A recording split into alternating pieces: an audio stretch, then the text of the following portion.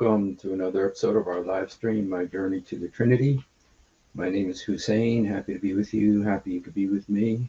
Hope you're having a good night. And there's a couple things I wanted to mention. Hello, Abla. Hello, Tiger. God bless you. Manuel Shahid. Jack Ray. God bless you guys all. Wow, we had a long conversation here. Salam, pork and bean. All right. Well, God bless you guys. Thanks for being here.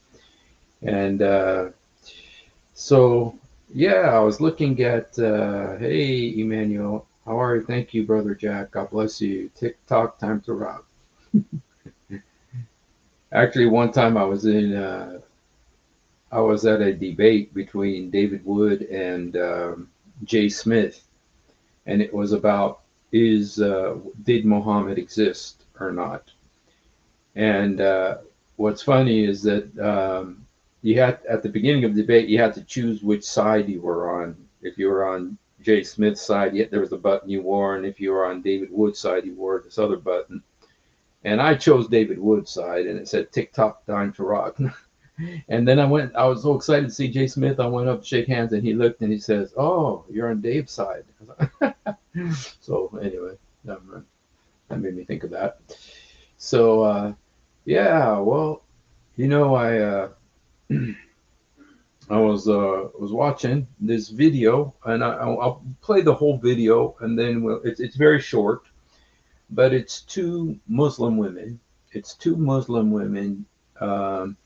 And they don't blatantly come out and say that they are defending Mohammed Hijab, but it looks like they are. So we'll just watch it. It's a website called Muslim Mum. So let's just watch a part of this video here and see what they say.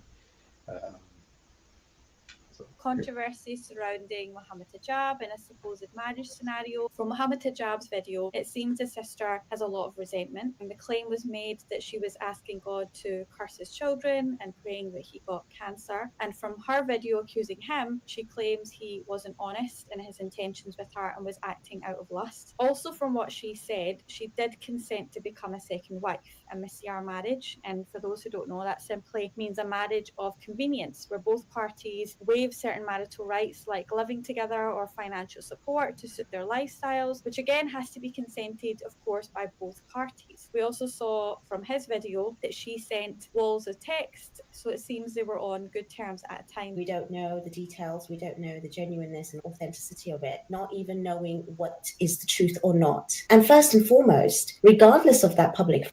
You know what, you guys, I'm going to play it again just because the volume was so low. I'm not sure if you heard it. Let me just make sure. Okay. Let me just play it again. Okay. Falsely accused. Okay. Has Mohammed Hijab been falsely accused by the woman claiming to be his secret second wife? Controversy surrounding Mohammed Hijab in a supposed marriage scenario. From Mohammed Hijab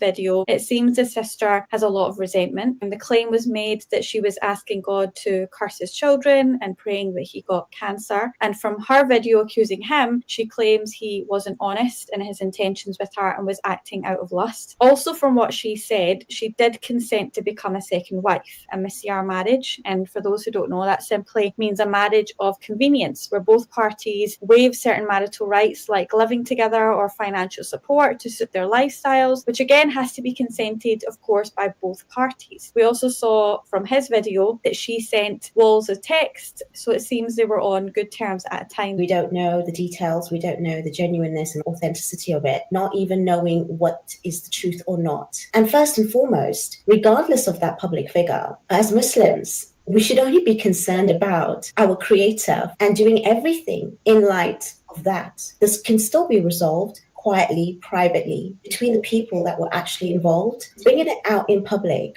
I don't understand why that would actually help anyone. So I don't know what the intention is for bringing this out. And I don't see any way that it would actually make any party resolve anything. And I honestly think that this is just really unnecessary to be out.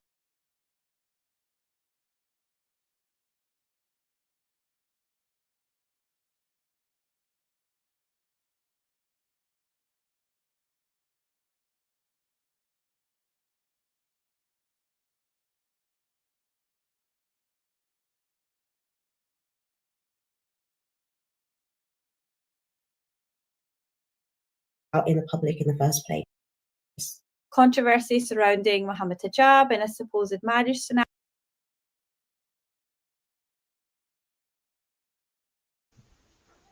Okay. All right. So, this is, if you look at the name of my live stream, it's Stockholm Defense. Stockholm Defense of Mohammed Hijab. The reason I call it Stockholm is can you hear me now? Can you hear me now? Say one if you can hear me. I think you guys, can you hear me now? I know, oh no, can you hear me now? Yeah, okay, all right. Yeah, the reason I say the reason I call it Stockholm is, there's a thing called Stockholm Syndrome. Stockholm Syndrome is when some people were kidnapped once in Stockholm. And what happened is that after a while, they began to sympathize with their kidnappers. They started sympathizing with their kidnappers, and they started taking the side of their kidnappers. And that's how I feel about these women. First of all, one of them is got the full, just her face is showing. And I guess that's a different kind. I think they got a name for this. Let's see. Hey, babe, do you know the difference between like what these different face coverings are called?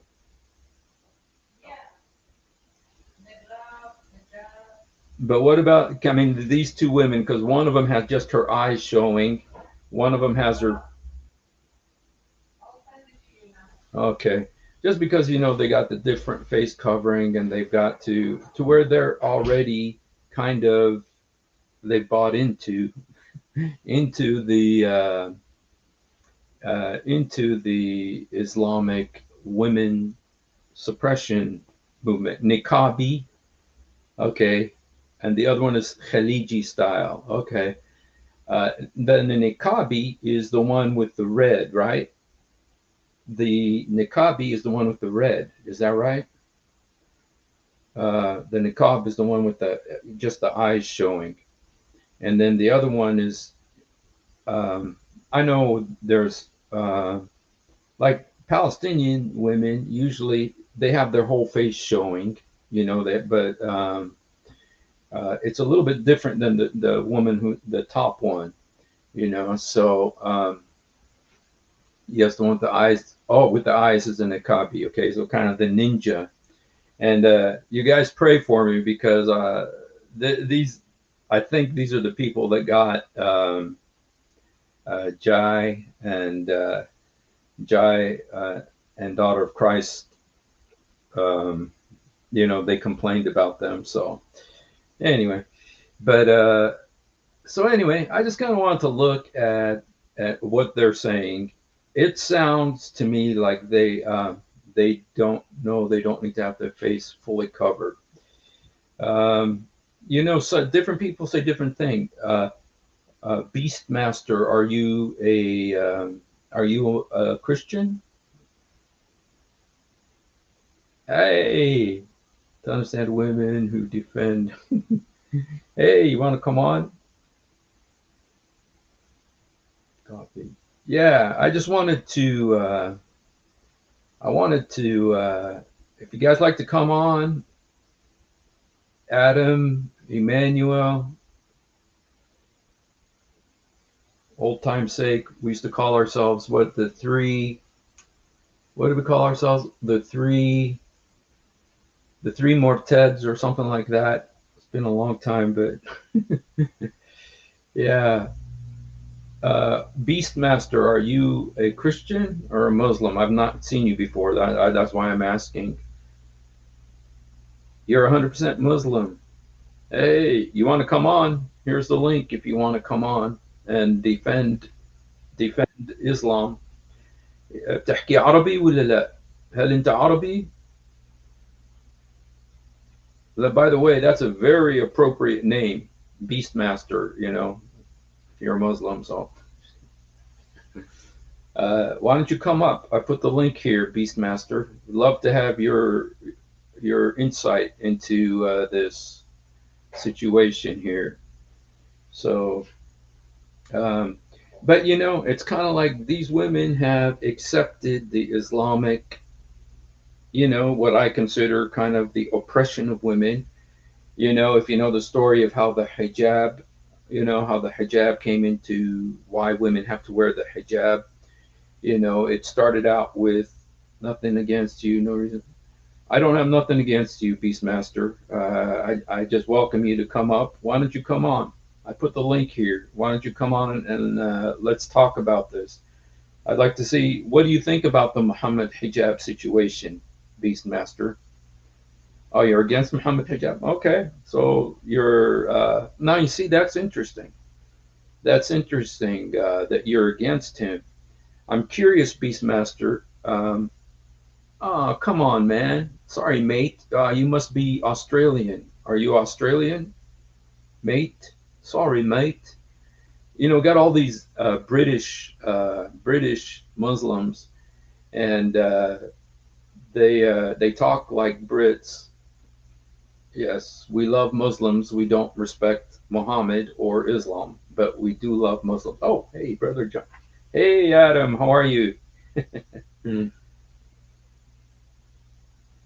Hello, brother. This is your favorite Murtu. Live I'm once again. I hope you're having fun. doing great, man. Great to have you on, man. Lord bless you. Thank you Wow. so very much. Lord bless you as well, brother. And this Beastmaster, man, he's ignorant of the Quran. Really? Yeah. Because Quran chapter number 33, verse number 59 says, Yudnaina alayhinna min jalabihinna. Alayhinna with an ain, not with an alif, which means they have to put a cloth on top of your head and throw them down. Means the whole eyes and forehead and everything. That's how the translators translated it. What is And it? then Quran what? chapter number 33, verse number 59. يا أيها النبي كل أزواجك وبناتك ونساء المؤمنين يدنين عليهن من جلابهن. Mhm. عليهن with an ain and kasra on top Jalbi. means place them from the top of their head. And this guy is ignorant, full stop.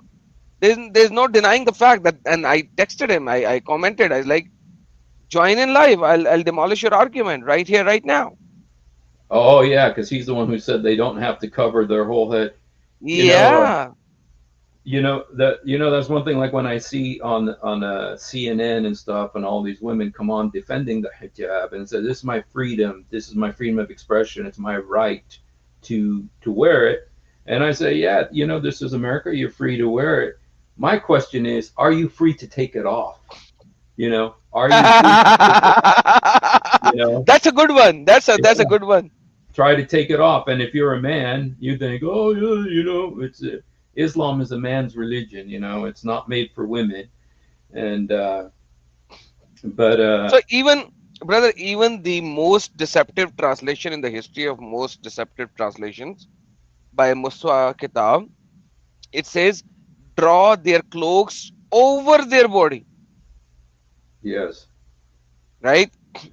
Believing draw their cloaks all over their body. Scroll down. Is it Hilali Khan? Scroll down. Believers to draw their cloaks around them. Like this is Piktal is stupid. So let me show you something. which one? Which Uh, one do you? I could get a different translation here. no, I'm gonna give you a tafsir. The Okay, latest modern tafsir. This is the most modern tafsir in the history of most modern tafsirs as well. So I'm not even going back to Qurtubi, Tibri, Ibn Kasir, and they are all saying the same thing. But let's put this one. This is Tafhimul Quran, the most latest one. All right, Mhm. Okay. understanding the Quran, Islamic Foundation in UK, the most latest, only 50 years, 60 years old. Okay, Okay. it says jalab is a large sheet and adana is to draw close and wrap up. But when this word is used with the association particular Allah, you see, alayhinna, ain with a kasra, yudnaina alayhinna, it gives the meaning of letting something down from above. Mm. Some modern translators, read what he's saying, some modern translators, under the influence of the West, have translated the word to wrap up so as to avoid somehow the command about covering the face. But Mm. if Allah had meant what these gentlemen want to construe, He would have had said, Yudnaina alayhinna with an alif, not Yudnaina alayhinna with an ain and a kasra on top. Anyone who knows Arabic knows that Yudnaina alayhinna cannot merely means wrapping up. Moreover, the word means min jalabihinna also do not permit of this meaning. It is obvious that the proposition min here signifies a part of the sheet and also wrapping it up by done the means of the whole sheet, not merely part of it. The verse therefore clearly means the woman should wrap themselves up in their sheets and should draw and let down part of the sheets in front of their faces. Wow. Brother, this is the most latest tafsir. He is Wow. also saying the same thing. And he's giving you the Arabic word and the way it is written in the Quran. Wow. And that's Cover a the real, face. I mean, with the Arabic preposition, which is, sometimes it's the biggest problem with Arabic is the preposition, and so, like when they say sallallahu alayhi wasallam, or, Allah malaikatu yusallun ala nabi, they upon the prophet, that was the whole argument, like between Mohammed Hijab and David Wood. Does Allah pray to Muhammad or does he pray for Muhammad? And so the preposition is so important, and sometimes only someone who's really studied Arabic knows those prepositions. And so what this guy is saying is very important. So wow, yes, So there is Beastmaster. another ignorant, silly person. Islamic Brotherhood by audit team. Hey, Islamic Brotherhood by audit team. The link is there. Just click it. Join in. Stop crying in the live chat. What do you want to ask me? What will you ask me that will make me cry? I I don't don't cry like Muhammad. Muhammad is the cry baby. He no, I cry don't like baby. I don't think Islamic Audit is a Muslim, is he? I don't know. I kind of He supposedly said that Adam will cry. Come on, really?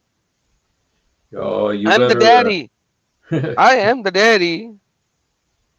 by the way, Beastmaster, we are both Christians and we're both ex-Muslims too. We were both Muslims before, so um, yeah. So come up, man. You should come up, and you know, even if you have limited knowledge, come up, and yeah. So the reason that I was showing that is because these women now are trying to defend Muhammad Hijab, but uh, I'm just interested that it seems like these women have embraced already the Islamic suppression of women just by looking at them.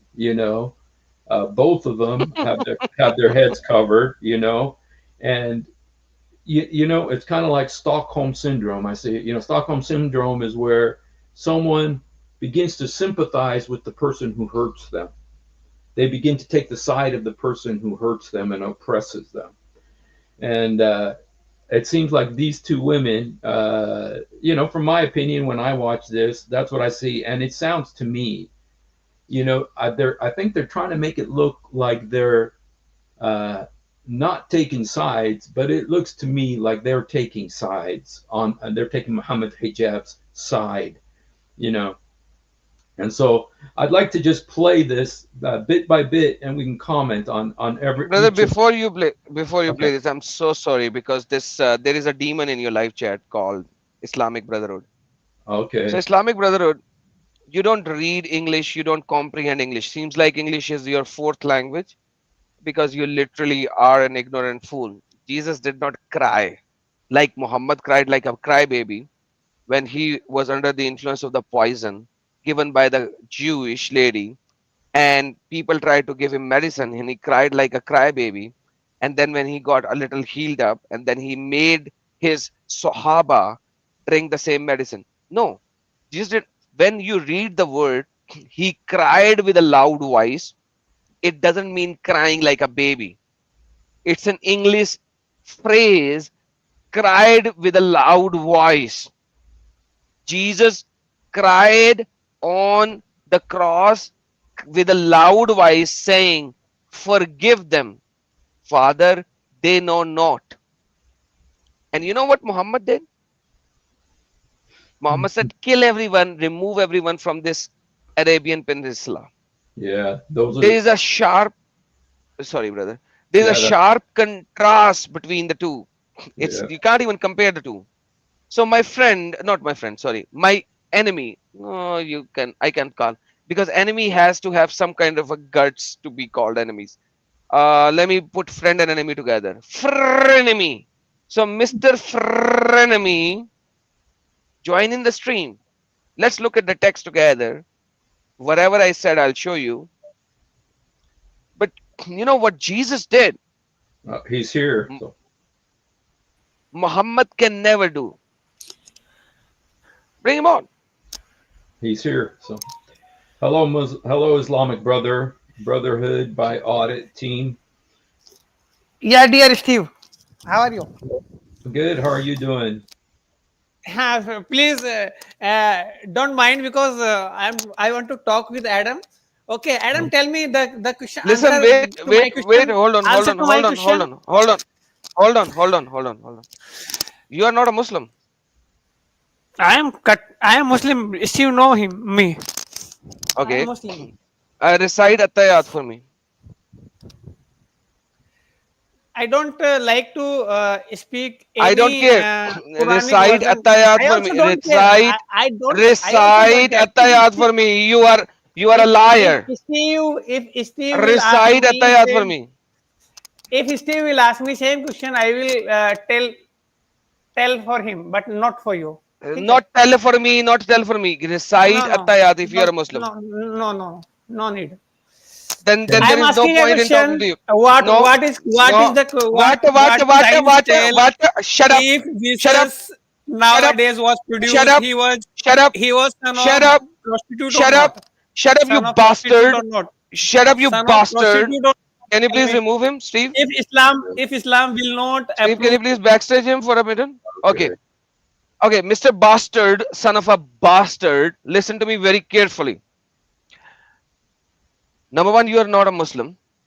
You are my hater, and I have many haters. I have atheists who are haters, and I have everyone who are hater.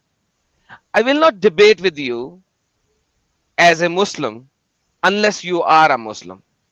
You are a bastard. Okay? Uh, I will not come up as an atheist and I will debate with you as you are an atheist.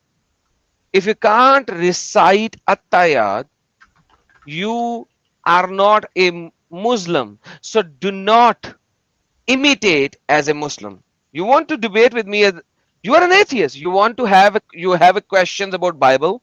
I will give you the answers, but not as a Muslim because you are not a Muslim. Brother, call him up before he foul mouth anything else. Take a couple of tests. If he passes, he's a Muslim, and I'll answer him as a Muslim. Otherwise, he's an atheist, and I'm 99% sure he's an atheist. I will Yeah. talk to him as an atheist, but he has to pronounce himself as an atheist. Bring him in. I've had him here before, and I'm pretty sure. I mean, just from what No, he's told me. there's nothing. He in India and in Pakistan, you get to know a lot of stuff about Islam. So you know some basics. This guy, I know, is not a Muslim. I recognize his voice. So he has to prove to me that he is a Muslim by reciting Atayat and Darood Pak that they recite in namaz. Otherwise, I will debate with him as an atheist. Bring him on. Why won't you tell in front of Steve? I mean, why won't you tell in front of me? What does that have to do? I am Why is he Islamic. running? If you want Why to is he come running? on, Islamic, I put the link for you to come on if you want to come on. But we need you to be honest about who you are. You need to prove. Yeah, okay. I'm asking you. Can Why you did he say run that? away? Do you need the shahada? Can you say the shahada to prove that you're a Muslim? No, Shahada, Shahada. Come on, man. Shahada and Alam Sharif. Every Hindu knows. Okay. Okay. He is not a Muslim, brother. In India, there are so many mosques. I do live streams and he has to recite to me Attayat. If he can, I will debate with him as a Muslim. Here he is. Dear Steve, dear Steve, are you listening me? Steve, there is nothing called dear Steve. There is a test. He has to pass it. If he pass No, it, I'll speak with him as I a Muslim. don't speak Otherwise, to I won't. in front of you. If my friend Steve will ask me, then I will tell everything. Are you Okay, here to debate with me or with Steve? I will not But you Are said answer. you you. here I to will debate ask. with me or Steve? I am here. I am here to ask you a question. If Okay. Then Islam you Here, have to will not pass my test. prove that it, Jesus, then what will be called for nowadays? Jesus. I am you said asking. you I no. still ask me. You said you wanted to talk to him. So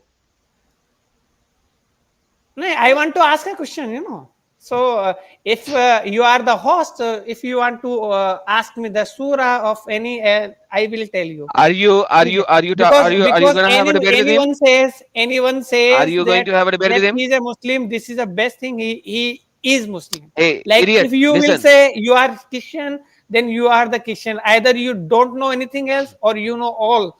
Okay. So the it doesn't matter matter to is me. if anyone says yes, Listen. if anyone says he's a Muslim, he is a Hey, Muslim. I don't believe there's every single atheist lies.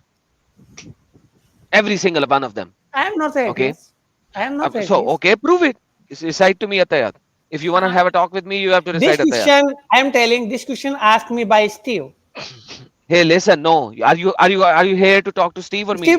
Steve, please ask No, me if you Steve will want not to ask you. check me No, he will because not ask you. you know me. I'm Islamic. If You know if me you are here, if you are going to because ask a question to last me, four you have to days, last answer my four question. days we debated. You know this Steve, question put him on the backstage. because Put him on the backstage. Adam two times. Stop. okay. I don't run. I don't run. Like I don't run from dogs like you. Okay. So every single Tom, Dick, and Harry like you comes in and wants to have a question. You are not here to question. You are here to debate, and I'll prove it.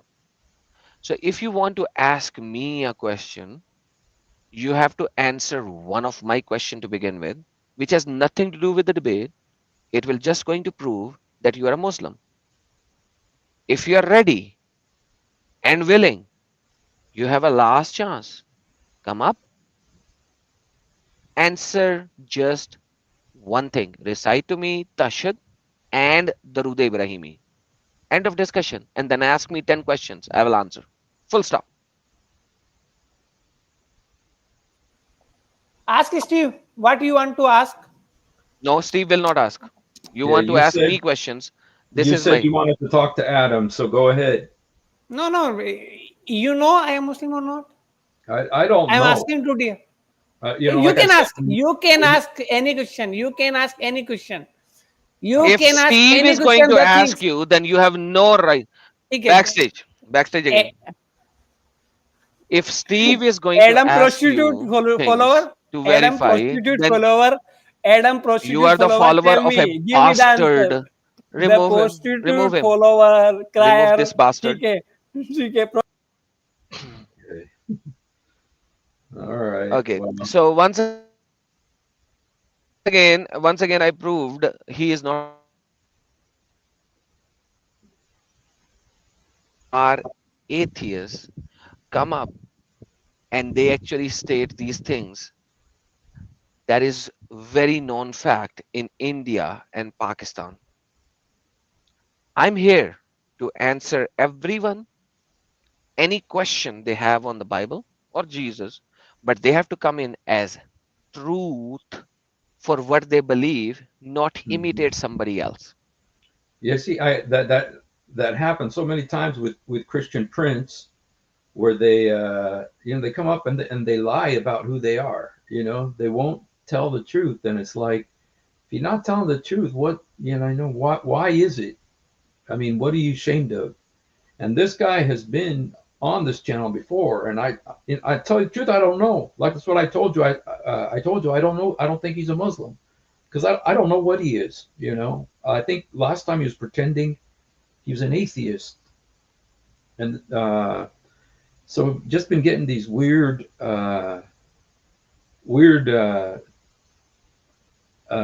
the way people are just so unclear about themselves and so dishonest about who they are. We have another Adam Seeker. Uh-oh. It's another. Well, we lost two Adam Seekers in one moment. So I'm not sure what happened there. Um,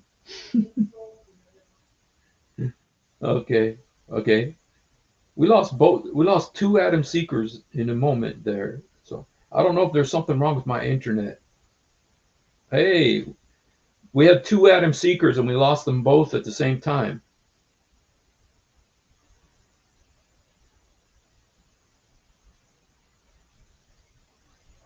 Hello? Hey, we have another Muslim here. Tawheed, destroy triune God. Yeah, come on up. If you really believe that, come on up. Come on up, Salah. You're probably my cousin. I have a cousin named Salah. If Tawheed destroy triune God, come up. Come up. إذا بتحكي عربي تعال، أنا بحكي معك بالعربي إذا بدك. Hello, Adam? Hey, brother Steve, can you hear me now? Yeah, I can hear you now. So we have Okay, another I'm so Muslim. sorry. Something happened to my internet. You know what? We had two Adam Seekers, and both of them, we lost both of you. I'm thinking, Something Adam happened Seeker. with my internet. I'm so sorry about that. Yeah, but there was another Adam Seeker too, and I'm thinking, how come we got, and both of you guys got, so I don't know who, but I was told the other Yeah, Adam some Seeker. some We, weird we mess was happening on my internet. But once again, this guy, uh, uh, can you make me a mod? I want to see his YouTube channel name, the @ channel name. Can you make me a mod? okay. Let me see. I Because got the problem is that there are so many of these people in my Urdu channel, and these people are literally deceptive, and that is why I have a test on my channel now. okay. I like listen, like I have no issues. Like when he used the word Jesus and then abused him, there is a problem to begin with. And this proves, like, why is he not answering my question? If he wants to have a debate with me, why is he not answering a very simple question? Now, what will happen is he's going to memorize what I asked him to do, and then I'm going to ask him another question then.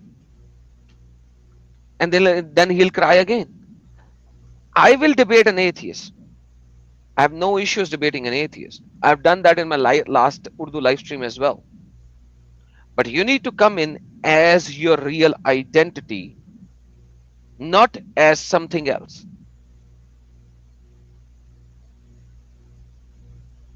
And Uh, this guy is a filthy mouth, as you have seen. to begin with. He came in and he called Jesus with a very bad name. I don't want to repeat it. But this is what these people are. Why can't they come in and ask a simple question in a simple manner? I've never rejected anybody to ask questions on Bible. I'm willing to answer. Oh, But come in as your real identity, not as a perverted person who will start abusing. yeah. Adam, I'm having a hard time. I don't have your name doesn't show up on my. Are you coming through Miracle Street, or do No, you I'm know? coming through San Mashni. Okay, okay. Let me see if I can do it from here. Okay, yes. Okay, all right. Okay, okay. What? How do I make you a mod? I used to just. Okay.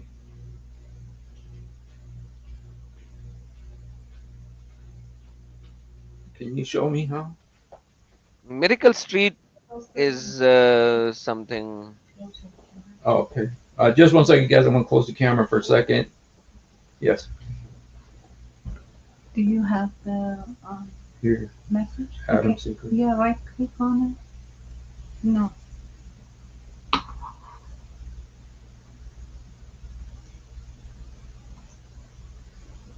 Hey, Kale, how are you? Long time no see. I hope you're doing well. I do read your comments.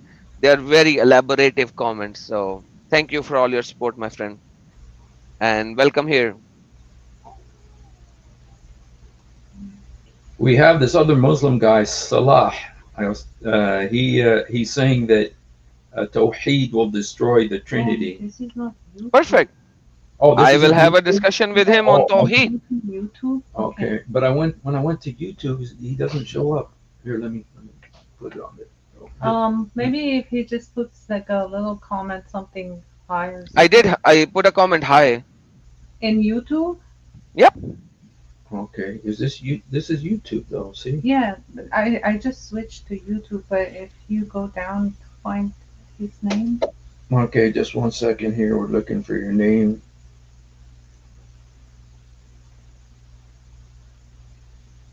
Mm, Okay. Here's Adam. okay, just, Here. yeah. Okay. Make add as moderator. Yes. Okay. Manage moderator. Yeah, save. Okay. Now Okay. if you refresh, it'll show that he's a mod. You're a moderator now, so. All right. I will go and pick him صلاح up. صلاح تعال حبيبي بدنا نحكي معاك. تعال عمو. وينك؟ I love أنا to have a debate on Tawheed. I here love he it. is. So The if you Bible is wanna come correct. up, it's I'll have a Come. discussion with him. Hey Salah, come on, man. Come on. Don't here's the link.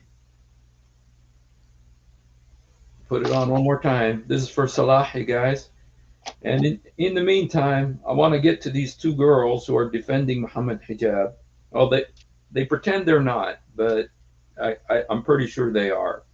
And That's a good one. yeah, They pretend they're not, yet they are. they Good they one. are. And I just want first of all, listen to the first thing that they say here. Okay, first of all, falsely accused. Okay, and I think I've been told that these girls are the ones that got. They're the ones who got Jai and Daughter of Christ. When they were banned from YouTube for a while, it was through these guys. So, all right. So nobody can Controversy ban. surrounding Mohammed. Or So whatever they did to them, to where they had to do something, for a while before their channel went up again. yes. Yeah. Yeah. So Controversy surrounding Mohammed Hijab in a supposed marriage scenario. From Mohammed Hijab's video, it seems his sister has a lot of resentment. And okay, it seems that the sister has a lot of resentment. So just entering into this thing, they start out by saying that the sister has a lot of resentment. Now, you see, when you have an introduction like that, you introduce her like that, it kind of makes me feel like you're on Muhammad Hijab's side, as if, because it's as if she's wrong to have resentment. When Muhammad Hijab married her, pursued her, and based on her testimony, he's the one who wanted to marry her, wanted to talk to her father, did all these things, gets married, and then after he gets married, tells her, "Oh, we're just going to be boyfriend girlfriend, and this is just a monsieur, just hotel marriage." Does she have the right to feel resentment? It sounds to me the way they said it as if this is just a bitter person, almost as if she doesn't have justification to be resentful. My question is, why shouldn't she resent? Why Yes. shouldn't she have resentment? The Yeah, problem is the exactly. way it was done with her. Imagine if any one of them had to go through that same scenario. They'll shout the most loudest shout, Hmm. yet they have the audacity to say something like that. Uh, I'm still waiting for that Tawheed guy, by the way, FYI. Yeah, Salah, be brave, my friend. Uh, a lot of these guys that, it seems like he wants to say something, but he's scared. Salah, I'll give him a crunches so he can use Tawheed versus Trinity. So I'll give him crunches to rely on to defend Tawheed. So Tawheed versus Trinity. So I'll give him crunches myself.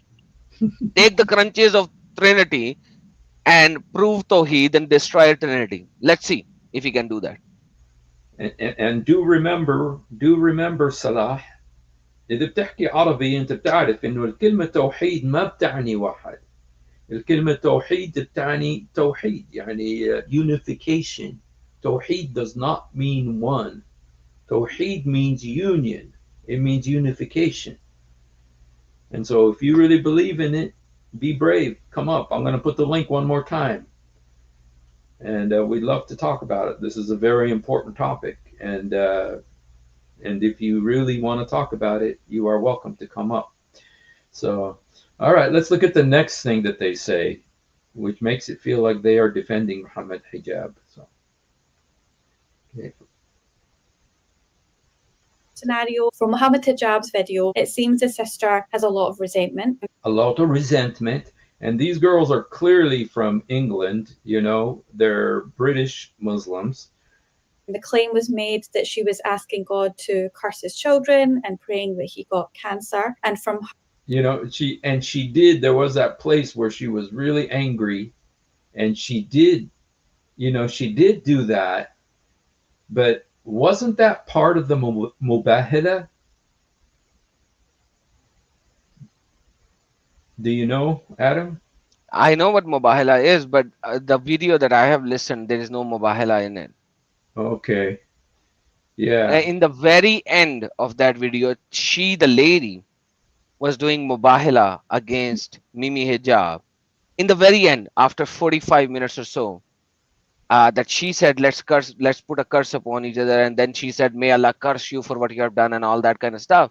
I did this long video with Hatun Tash on DCCI Ministries, but I don't know which context you are asking Mubahala on. Okay. Well, they're saying that she cursed and cursed his kids and did everything like that.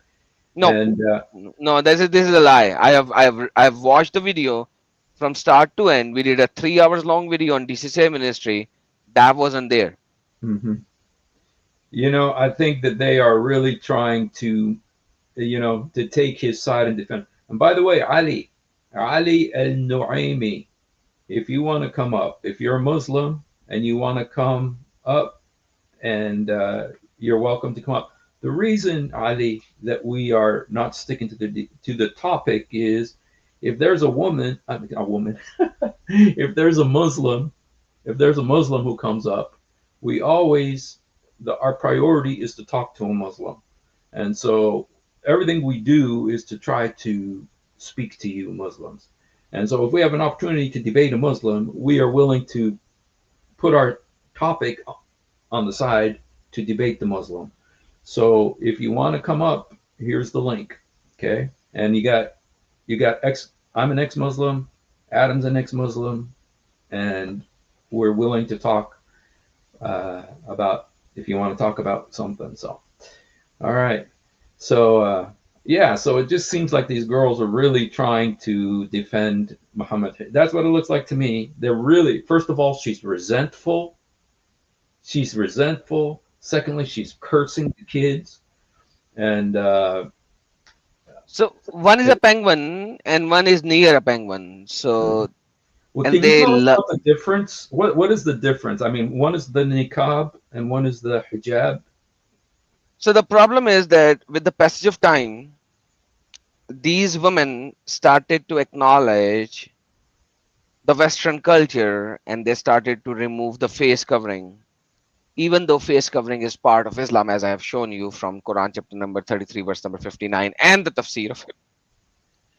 Uh, the Western culture, they think with some modern scholars' interpretation that face covering is not part of it. The basic argument that these women give is that when you go to harm, you don't have to cover the face. And that is why you don't have to cover the face in a normal life. The problem is that when you go to harm, the Muslim men cannot wear stitched clothes. If this is the context that you take, then any of your husbands or the fathers or anybody else cannot wear a stitched cloth. They have to just wrap two sheets of cloth, because like during the haram, during the hajj or the umrah, if this is your main theme, then girls, you gotta come up with the same argument for your men as well. But you don't. Why you have this argument for yourself on covering the face only? Third thing, if you talk about haram, the Kaaba, you and the men are in the same area at the same time. Can you do that in any of the mosque other than the haram, where you could be same in the same location? No. You guys, you women are inferior. You always have to be behind the men. Mhm.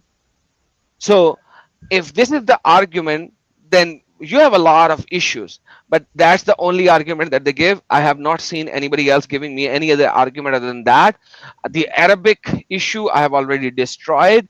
If any woman has anything else to give me, I'm here with Hussein Mashni. He can call me, he can contact me. If you want to have a debate, time debate, I'm all willing to have that with references. Either you prove me wrong or you are actually wrong. Mhm. This is the just what you're saying, and again, this is you know the name of the stream is Stockholm Defense. I was going to call these the Stockholm Sisters, just because the Stockholm syndrome is that the oppressed defend their oppressors, and these women with their head coverings, they're defending their oppressors. And they bought into the lie. They bought into the lie that Muhammad, and it was really Omar bin Khattab who foisted this on Yeah. them with his, when he was watching Solda going to the bathroom, and he went and then he went and told Muhammad, hey, your wives need to cover up, because, he was spying on his wives while they're going to the bathroom. And so, You you know, know, in the Hindi song that I showed you once and I played for you, Adam, you remember that? Yeah, Main Adam. Adam Hu. So there's an English version of it which a couple of has been made now. I'll upload it in a week's time, a couple of weeks time, and we translated that song, create new lyrics, all the lyrics in English. All right. And this song is called I Am Adam. I am Adam. Okay. And the obviously when you convert a song into English, you have to change certain things, obviously, because the lyrics cannot remain the same. But this thing remained as is. When Umar teased Sauda, Muhammad was eating his steaks. What a beautiful line in Sahih Muslim. Wow. Wow. We'll play it, you know, we'll play it here when you at the end, if you have it. So, I mean, I No, like, I haven't uploaded it.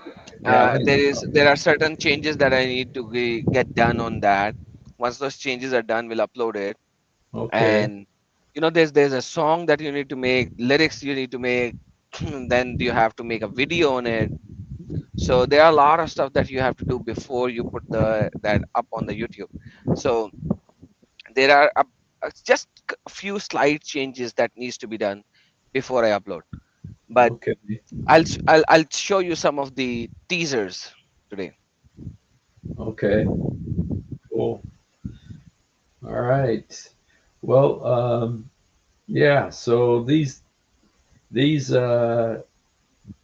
poor women, and I just want to say one thing about about women who accept the oppression that men foist on them. There was there's a story about where Jesus meets with the woman at the well, and she was a Samaritan woman, John and 5. yeah, and Jesus said to her, "Give me a drink," and then the woman says, "How can you speak to me, a Samaritan woman?" Because Beautiful. there was that same sexism back then as there is today in the Middle East, and Jesus broke that barrier and spoke to her and said, "If you knew who was speaking to you, you would have asked me, and I would have given you a drink of water." And you know what it says? When the disciples came back, because they went to town to buy some food, when they came back, they were amazed that he was talking to a woman, you know, because they didn't do that back then. And so Jesus broke that barrier. He's the one who elevated women. And then she became the greatest evangelist in the New Testament, brought a whole village to the Lord. And so and there was this one woman who in Africa who was listening to a preacher who was telling this story, and what amazed her is the fact that Jesus spoke to women. They were so amazed that she went and told all her friends, her Muslim friends, she said, "Look, Jesus spoke to women. Jesus spoke to women." Just because Jesus elevated women. But these women have accepted the suppression of Islam. And the way they've done it is look at the way they look. Look at the head covering. Look at this. And it was foisted on them by Umar bin al-Khattab, not really by Allah, but Allah agreed with Umar bin al-Khattab. And so this suppression of women continues to this day. So do you want to Based play on this? what you just Yes, based on what you just said, put it on. This is a Okay. part of Yours now, ain't no dude rolling you, so pick your vow. Half brain, half belief, half the wealth you claim. In Islam, if you naked, girl, don't play that game. Still you fighting hard like a chicken for KFC. Deceived by the blind, do your faith really see? Your Quran's hiding secrets, dimming your spark. Your Allah's the real devil, lurking in the dark. I'm Adam, yeah I said it, your daddy in this game. I'm Adam, you know the name, don't you dare put shame. I'm Adam, can't you see I'm your nightmare, boo. I'm Adam, call me what you like, I'm the truth. Cashier dropping wisdom. All right. See, so I'm Hmm. bringing it up, but like let me bring to the Sauda part, as you have seen some of that. Let me go to the Sauda. Where is Sauda? Hold on, hold on, hold on, hold on. I'll go to the You, Sauda part. you got the I, AI going here too, man. oh yes, man. Use the AI for the best stuff. Right on. Where is Sauda? I can't find Sauda. What happened to Sauda? Man, it takes a lot of time for AI to do these stuff. Wow. There you go, there you go, there you go, there you go, there you go, there you go. Let's do this. Why he thirsting for those honeys, then running to his wife, calling them demons when he's the one acting trife. Power 30 men could only rock a bed. When Uma hollering, thought of feeling hot, getting fed. Now be chomp on that steak, pump that beat instead. Divine blessings raining dread in the kafir's head. Wow. So Wow. That's this song is coming. I have some changes to be done, and so the same song, I'm me Adam who me Adam, is Adam. translated into English with few changes, and you'll see it. You'll see it coming. Once I fix this certain things, I will upload it, and then I will. You can play it, like you can play it as many times as you want to. You All right. enjoy it, share it. I You know, played I played it a couple of times. I just love the rhythm of it. It's got a. I mean the other one. I played it a couple of times on here on my program here to because I like that part. Adam, I see the Adam. Oh, that's it. so That was now the English one is coming up, and you'll love it. Hey, amen. Mitrunjay is in the live chat. Mitrunjay, by the way, oh sorry, I have to show it again. Mitrunjay is the one who made the first song. Let's just Oh, and he's in the live chat right now. Mitrunjay, say hi right now.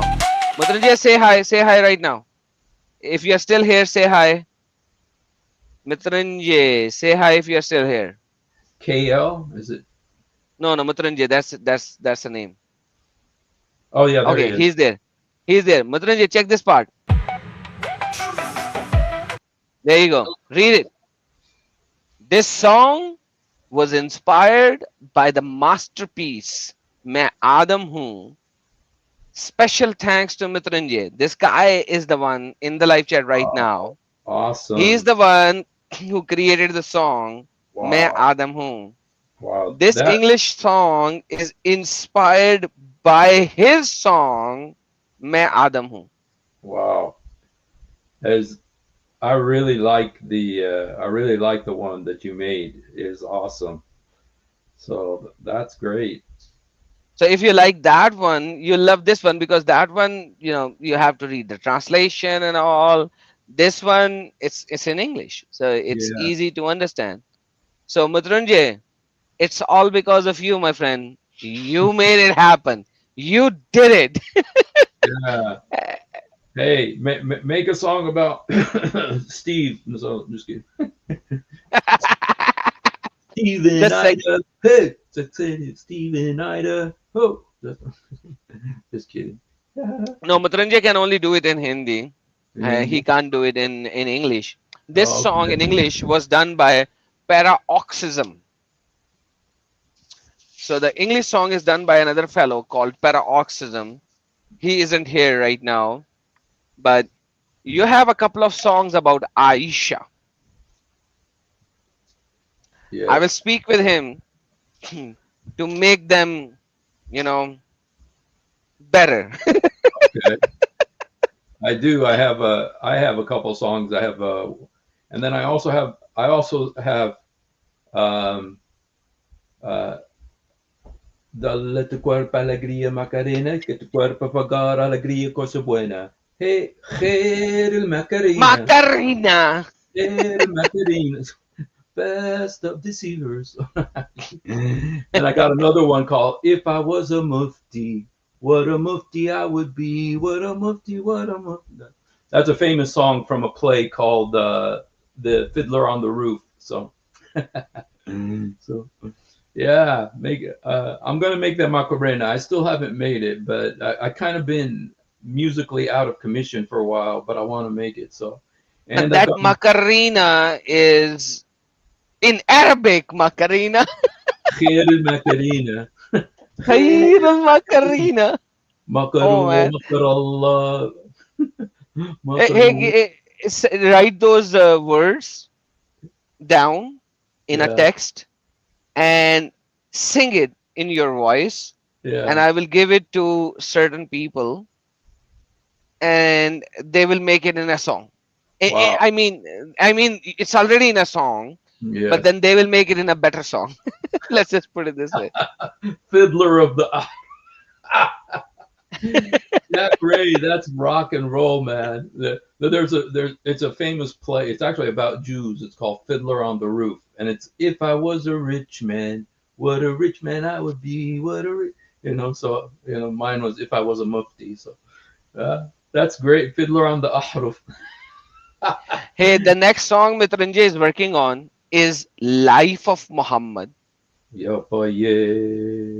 18 no it's 18 minutes. Life of Muhammad in 18 minutes in a song.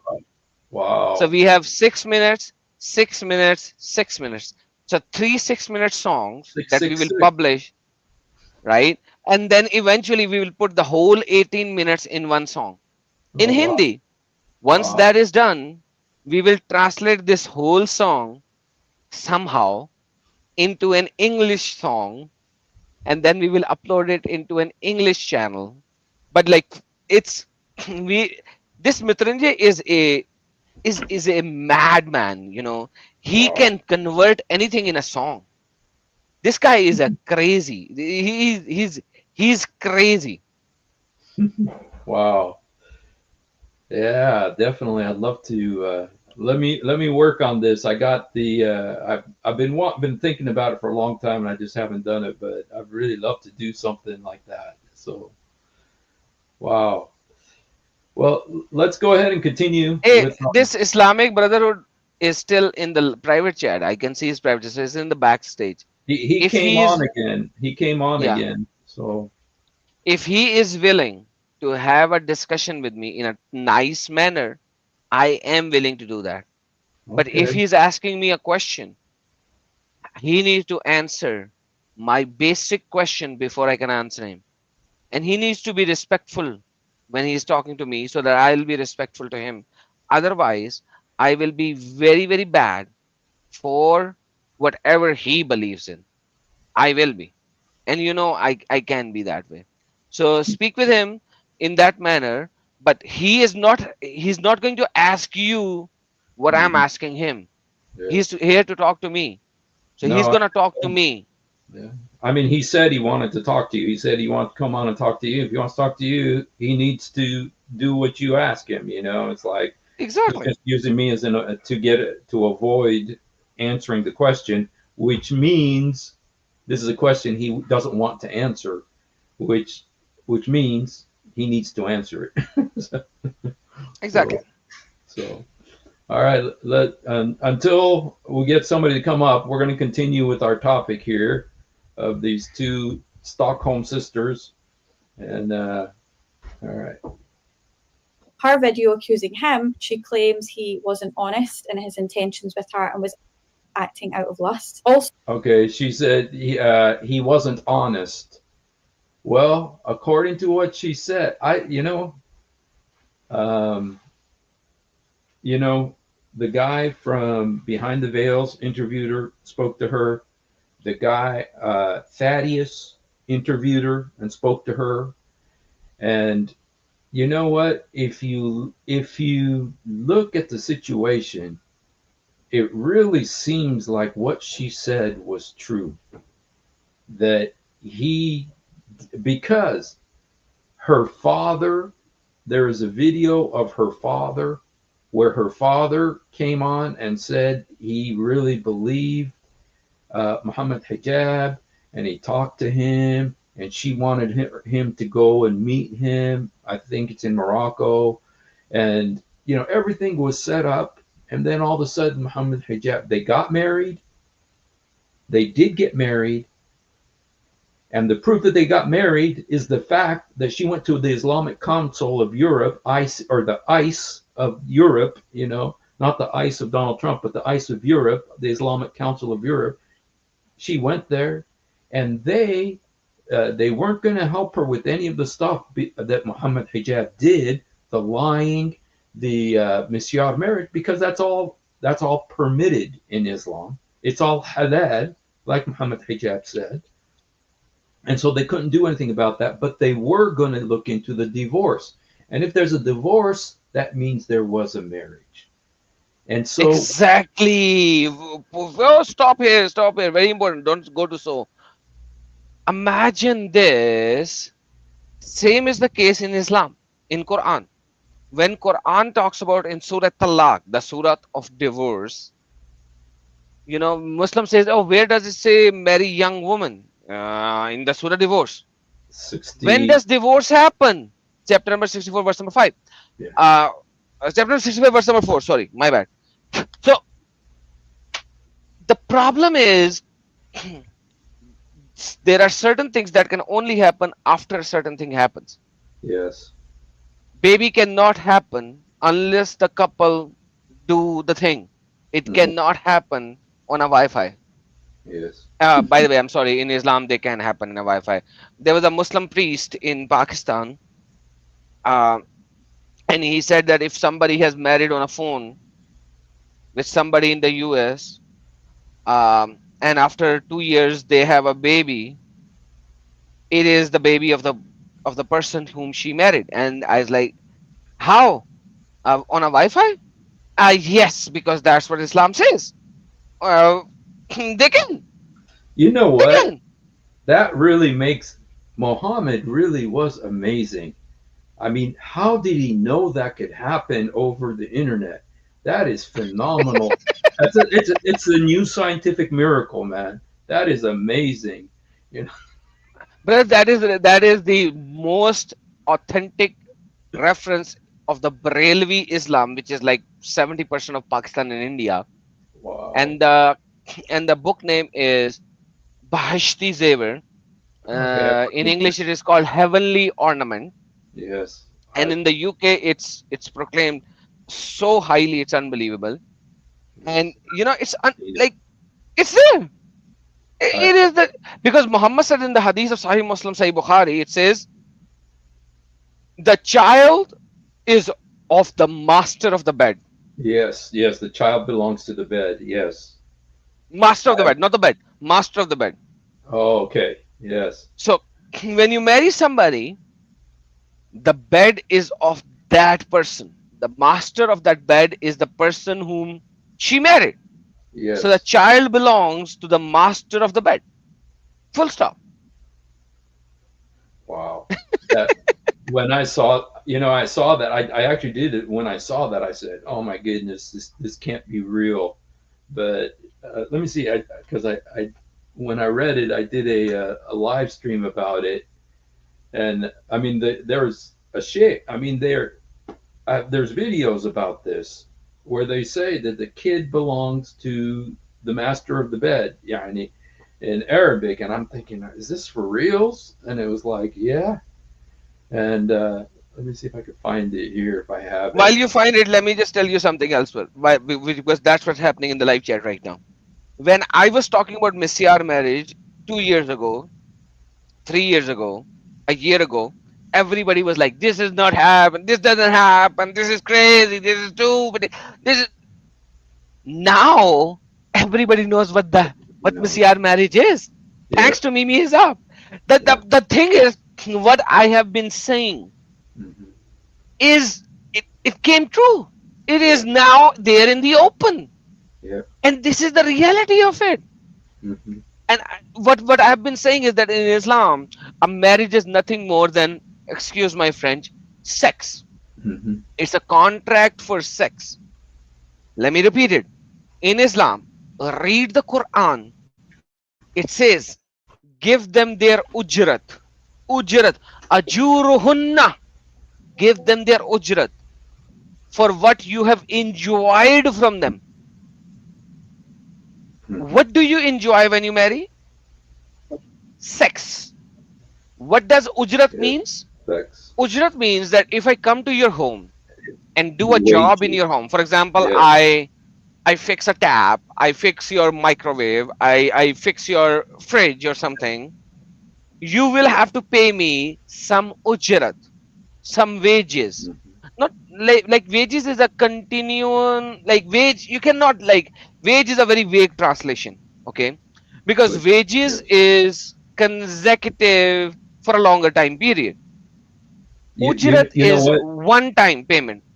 Yeah, you know, Adam, that word ujra is used in the Bible, and the word is ujrat al khatiyya hiya al maut. The wages of MashaAllah. Mashal the Masih wages of sin is death. is I mean, it death. literally means wages. You know, so Yeah, but like wages in now, so in the biblical context, brother, when the translation was done by KJV or others, they used the old grammar. So in the mhm, older English, before the 15th, before the 14th century, you never had a permanent job kind of a thing. yeah, You had jobs where you do something and you get mhm, wage, right? yes, In the latest context of the 21st, 22nd century, it is like wages is translated as you are a permanent employee and you're getting something every month. So I want to make things clear on this subject. So she's not getting everything every month because you are mhm, banging her. I'm sorry to use this word. She's going to get it once. yes, And after that, he can divorce her. yeah, That's it.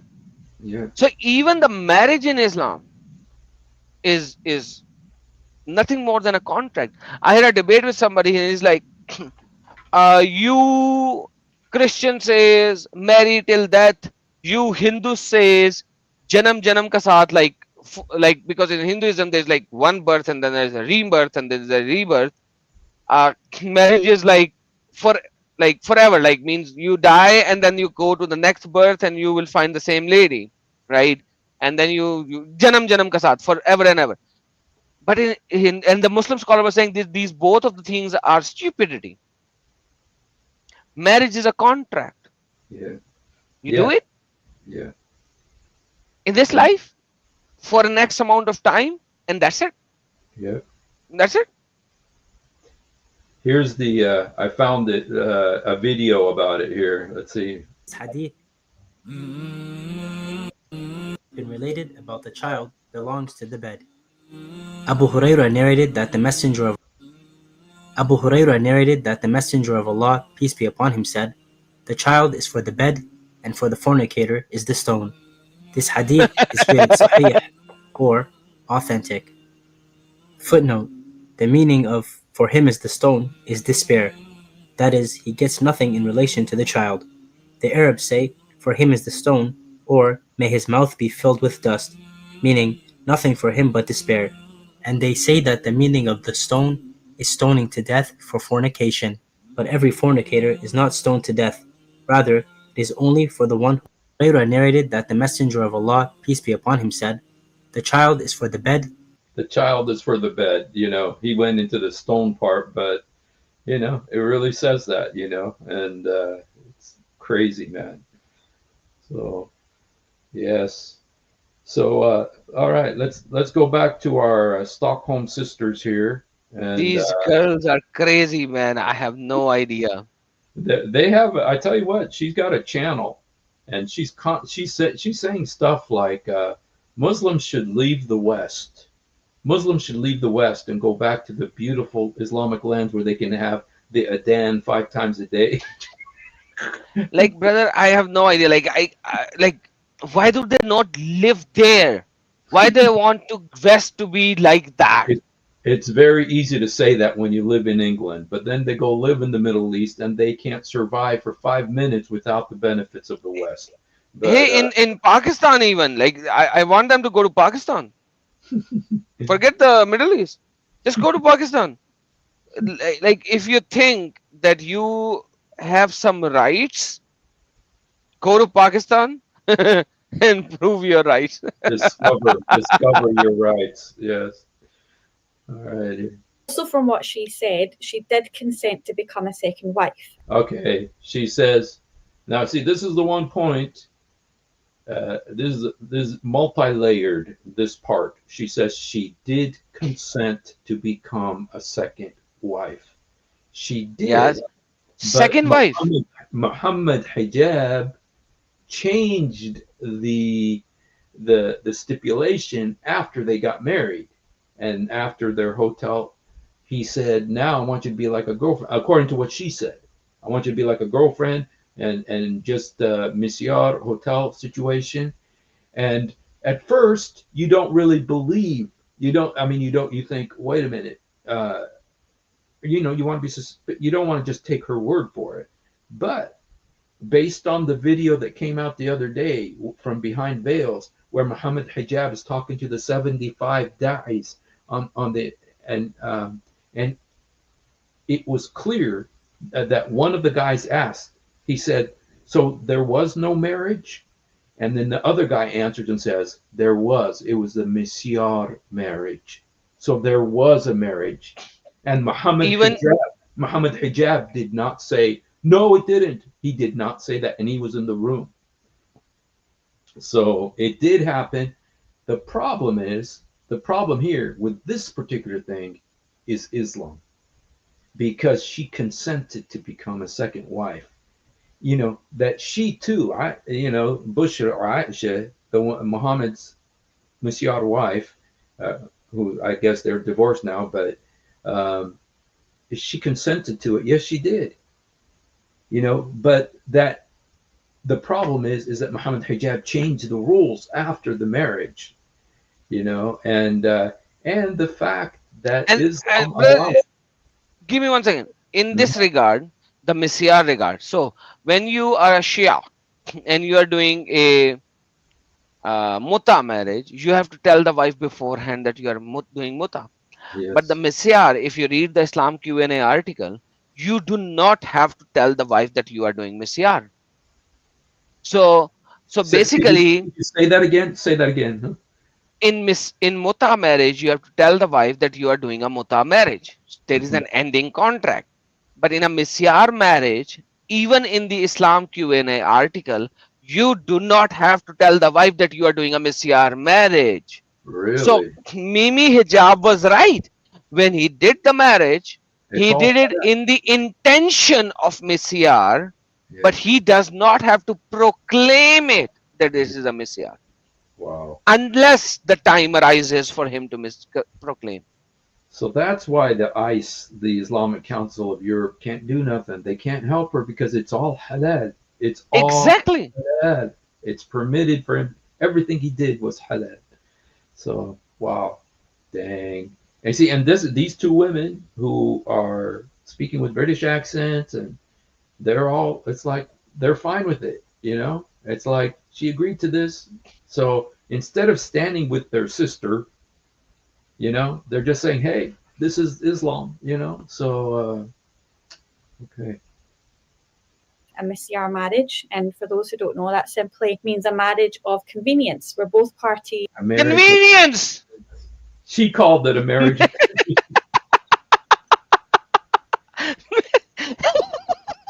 What is that? Marriage of convenience. Like convenience for who? Wow. Oh man. Waive certain marital rights like living together or financial support to suit their lifestyles, which again has to be consented, of course, by both parties. Okay, consented by both parties, but she didn't know it was going to be that until after. So but like you said that he doesn't have to tell her until after they get married.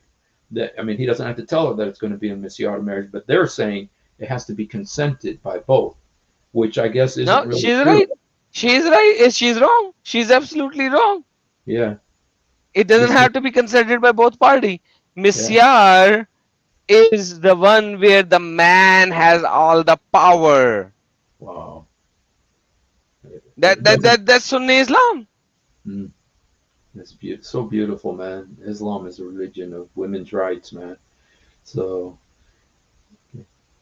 We also saw from his video that she sent walls of text, so it seems they were on good terms at a time. We don't know the details. okay, she sent walls of text. The way she says that, walls of text, as if there's something wrong. She really believed, and she really was planning her future with Mohammed Hijab. She was willing to take this demeaning position of being the second wife, uh, but she was really in love with him. She says she considered him like a god. I mean, she was so in love with him. She had dreams, and she was expecting to have another kid with him, and expecting all this stuff. And then he turns around and does And I don't know, maybe you saw it. I don't know if you saw it, but when they were talking about when they showed the video where Muhammad Hijab is talking to those 75 da'is in that room, uh, uh, one thing that Ali Dawa says, he says that the woman has mental issues, and then Ali Dawa says, you know what, you guys, we want to be careful that we don't push her to suicide. Ali Dawa says, he says, we want to be careful we don't push her to suicide. And you know what Muhammad Hijab says? He says, if she's an apostate and an enemy of Allah, then we really don't care.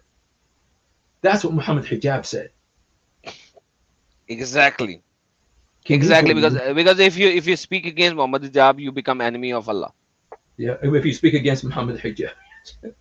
Can And you please so, bring this article? Let's read on the Misyar before we go into Muhammad Hijab, because this is very okay, important. You brought a very. I want to show this.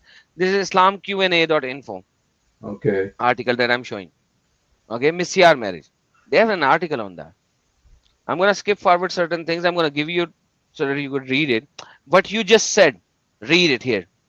None of the scholars have said this is invalid or not correct. None of them said this is invalid. But rather they disallowed it because of the consequence that adversely affect the woman. You just said that she might do what? commit Suicide. suicide. Yeah. Adversely affect the woman. You just said that. But then Muhammad Hijab said, if she is against Allah, then it doesn't matter. You see how, like, every single time when you say something, and my mind goes back to the articles that I've read about Misyar and everything, Mhm. it just joins together. Wow. It just simply joins together, as it is demeaning to her, and Demeaning. that they affect the society as this marriage contract is taken advantage of by bad people, because a woman could claim that a boyfriend is husband.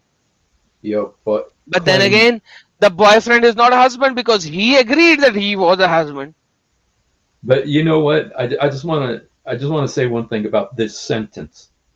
This sentence right here, that the blame is still on the woman. She's being blamed for calling the husband her boyfriend. So she's still the bad person in this, even though she was taken advantage of. A woman could claim a boyfriend as a husband.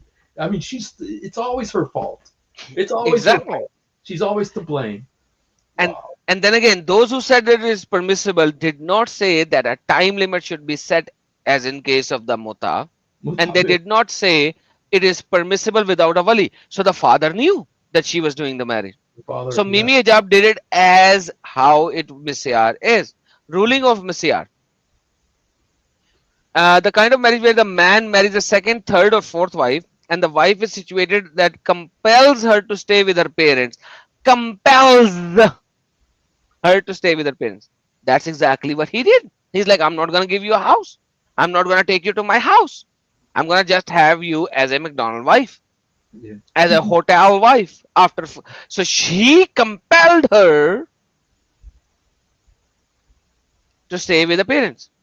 Yes. He replied, there's nothing wrong with it if the marriage contract fulfills all the conditions set out by Sharia with presence of the wali. Nobody did the marriage. Yeah. Oh, yeah. The parents agreed that the woman stay with the family. And then they did. I like, fine, fair enough, fair enough. Wow. There's a lot of talk about misyar marriage being haram or halal. We would like to define such statement. They already said two partners should identify and give their consent with the wali to witness that they will going to stay at sector, sector, sector, sector. The woman does not need to know that he is doing a misyar. If misyar marriage fulfills the condition of the wali marriage, namely the proposal and acceptance, the condition the wali witness announce the marriage, then it's a valid marriage contract. Is a good for some categories of men and the woman whose circumstances are this type. By this, this may be taken as advantage by some of those whose religious commitment is weak. Hence, this permissibility should not be described as general in application as a fatwa rather than situation, etc.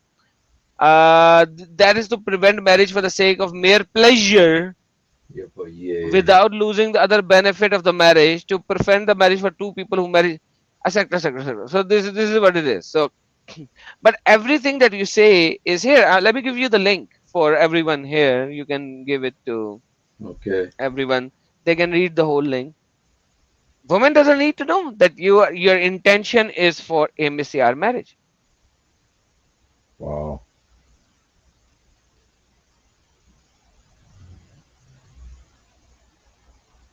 You know, yeah.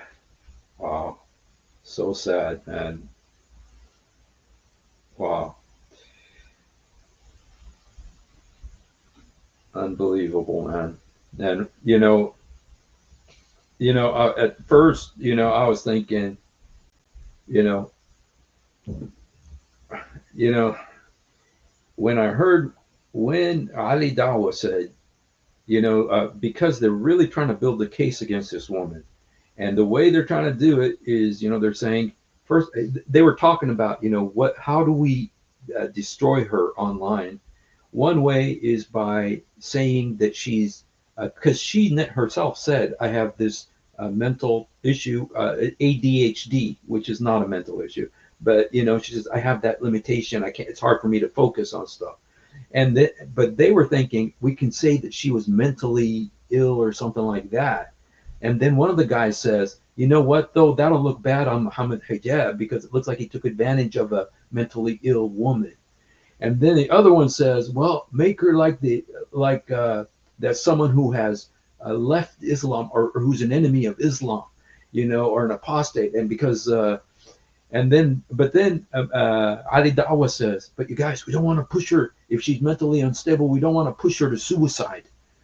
And then Muhammad Hijab says, he first of all, he says, Akhi. He says, Akhi, which means my brother in Arabic.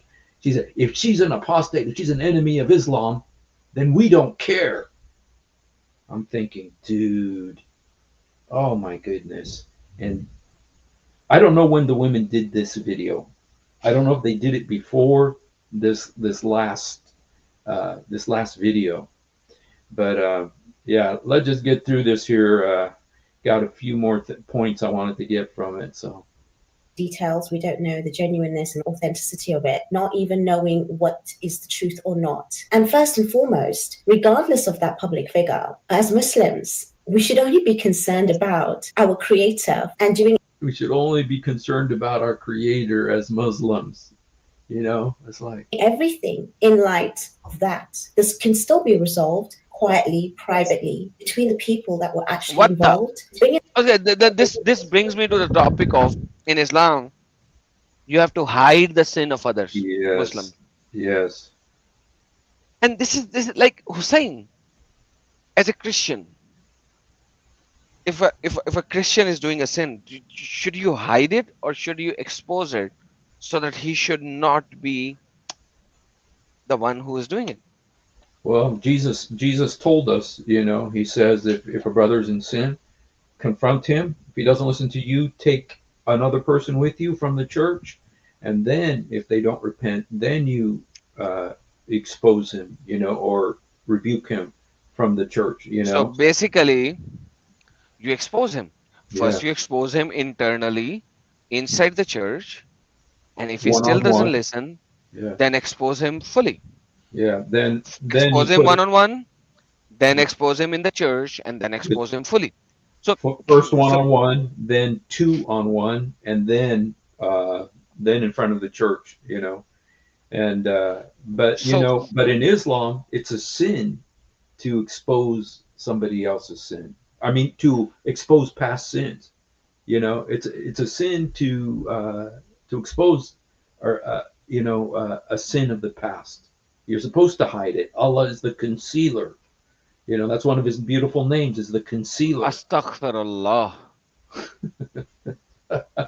No, so okay, let me take the sides of the Muslims over here. Okay, let me take the side. Okay. I'm sorry, I'm gonna take this side. Allah being a concealer is fine. For me at least. Please argue with me on this subject, okay, if you want to. Okay.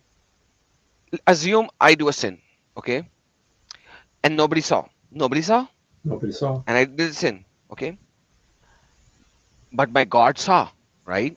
My Yes. God knows everything. He knows my heart. He knows what I'm going to do,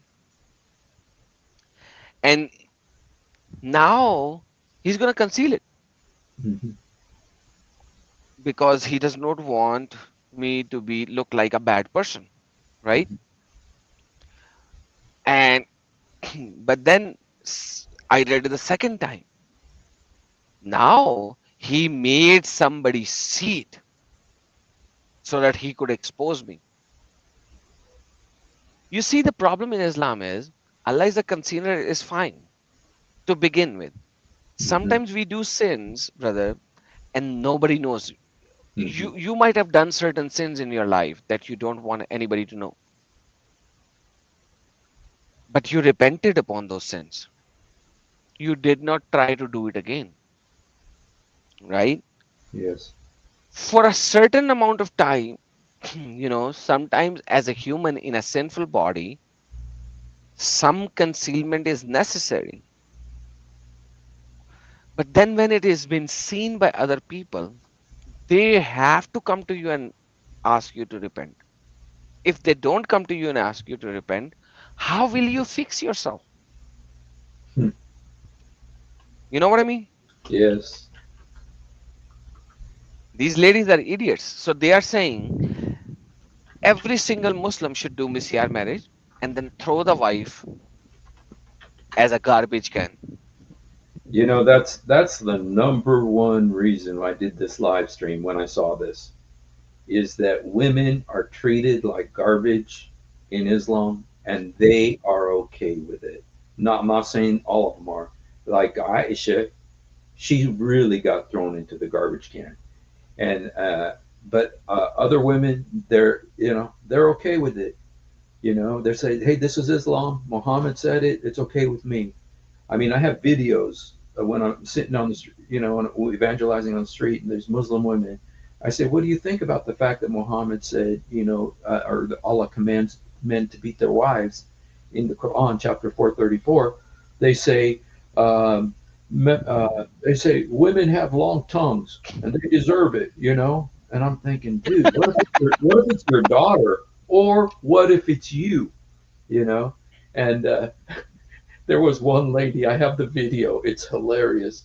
There's one lady. She's like she was. I was sitting in front of the supermarket, a Muslim supermarket, and I said, the Quran says that your husband can beat you. Allah commands him to beat you. And she said, if he touches me, I'm going to break his head. But so that's the reality. That's the reality. But Islam says commandment. Oh, quick reviews come up. Quick reviews is a Muslim. So come All up, right, that's good. quick reviews. We will love to talk to you. You I got don't know new? why these people only review things and respond things. Why don't they actually come up and have a talk? Yeah, come up. You can defend. This is better than any soap opera. This is better than any movie. What's going on with Mohammed Hijab right now? So come review this movie, and what Allah says about Misyar marriages. Hey, okay, here's the link. Okay, quick review says he's going to come up. So we'll be respectful as long as you're respectful, and help us understand. If you're a Muslim, what do you think about the fact that your religion allows this to treat a woman like this? So, all right, while he's coming up, let me go ahead and play another part of this here. Get it out in public. I don't understand why that would actually help anyone. So I don't know what the intention is for bringing this out. And I don't see any way that it would actually make any party resolve anything. And You know what? If she just listened to what Aisha said, she went to so many scholars, so many sheikhs trying to resolve it, and they were all on Muhammad Hijab's side because Islam allows it. And she finally found somebody who was willing to, a Muslim who was willing to put her story out there, is the guy Suleiman from Behind the Veils, you know. And, but, you know, she finally went to the Christians because there were no Muslims that wanted to help her. She ended up going to the Christians. You know, she went to Thaddeus, you know, on Recent Dancers. She went to David Wood. She went. I think she tried going to Christian Prince. You know, and because the Muslims won't listen to her, and women, Muslim women who are watching, come to Jesus. Come to Jesus, because He's the one that is going to respect women. Muhammad is going to force you to go through this, and then these women are defending all of this, you know. But wait until it happens to their daughters, or till it happens to them. You know, it's so easy to say they support these things until it happens to them. I have videos of men, Muslim men, coming home and bringing the second wife. And look what the first wife does when that second wife comes to the house. She So starts. common in Pakistan. Really? Yeah. Oh yes, anybody who goes to the Western country and do marriage, and they do it for the passport, and you know that's very common, very common. And then the first wife is like all ba ba ba ba ba ba ba ba ba ba ba ba ba ba ba ba ba ba ba. Hey, quick But then review. again, I'll put the link on for quick reviews again. If you want to come up, here's the link. So just. you are not sending the link, brother. You already sent the Islam QA article twice, so Oh, we sent sorry. him the link. I Okay. sent him the link. Tiger sent him the link, Oh, so you he did? has the link. Yeah. Okay. Okay. Yeah. There's the link. So. Sorry, I'm 62, I think. Going on 63. No, going on 62. Hassan, That's yabaye. Welcome. Can you hear me? Yes. How are Hi. you? I'm quick reviews. Oh, hi, quick reviews. What kind of movies do you review? Random. It's just a random hobby. Okay. So, Hassan, what have you been following this situation with Mohammed Hijab at all? You know, my one of my friends who's a close acquaintance who's Catholic. He's been following it a lot. He's So, got his brother, where are you from? By any chance, if I may ask? No problem. I live in the UK. No. Where are you from? Originally. Like not UK. UK, you live in UK. That's fine. Yeah. But where are you from originally? Somaliland. Somalia. Do you offer prayer, brother? As best as I can. You know, I should do better. Can you recite to me Tahashud so that I would know that you are really a Muslim? Tahashud. What is Tahashud? Ouch. Yeah. After the 2 rakah, when you sit down and you recite something. Oh, okay. I'm a bit rusty. I haven't prayed in a while. Once. You haven't prayed in a while. Yeah. Wow. Yeah, I haven't prayed. Okay, so Ask me another can you question. please? So why haven't you prayed in a while? Because Muhammad said the Yeah. difference between a Muslim and a non-Muslim is offering the salah. Yeah, it's true. It's a hadith, but I think maybe there needs to be a bit of context in that. I mean, to miss a prayer or two, does that make it kuffar? I don't know. It No, depends. you said that you haven't prayed for a while, not Yeah. missing 1 or 2. Yeah. I should do better. I mean, what can I say? So you can't recite Tahashud right now. I could recite certain. I mean, I wouldn't feel comfortable. I'd have to be in the actual process of praying and then doing it. Ask me another question, though. You know, only a Muslim. Can you recite Darood Ibrahimi? What's that? Okay. Surah So, Ibrahim. so brother, I like before we go into the discussion that Hussein Mashni would want you to have. So what you're telling me is that you don't know the basics of Islam. Am I No. correct in saying that? No. So I pray now and again to quote certain parts of the prayer without being in the prayer. I don't think I So can do you it. don't pray. You just said that you don't pray for a very long time. Yeah, well, not regularly. Yeah. No, not regularly. So when was the last prayer, any of the Farad prayer that you actually prayed? Well, I'm not gonna say that because then I'm kind of exposing my own sins there. No, you are exposing it. You already exposed it. So for me, you haven't prayed for 6 months or more. Mm, I should do better. Sorry? I should do better. No, you should do better. But like for me, what your statements are currently, you Yeah. haven't prayed for more than 6 months already. You could say that, but So which means that Muhammad said if you miss 2 Juma Salah in a row. consecutively, Muhammad said, I want to burn the house of the person who does not do 2 Juma Salah in consecutive. Yeah. So brother, you're not a Muslim according to Muhammad himself. I don't think it's an act of kufr to miss a few prayers. It is according to Muhammad, Sahih Muslim, the chapter of Iman, book of faith, hadith number 82. It says the difference between a polytheist and an Muslim is the abandonment of Salah. So either you are telling me that Muhammad is a liar, or you know more Islam than Muhammad. Not necessarily. These are closed-ended questions, and of course, there's nuance in certain hadiths. You may take an extremist perspective on the hadith. No, I cannot. This is not me. This is the Islamic scholars for the first 1,000 years of Islam. Sure. So Muhammad died in 632.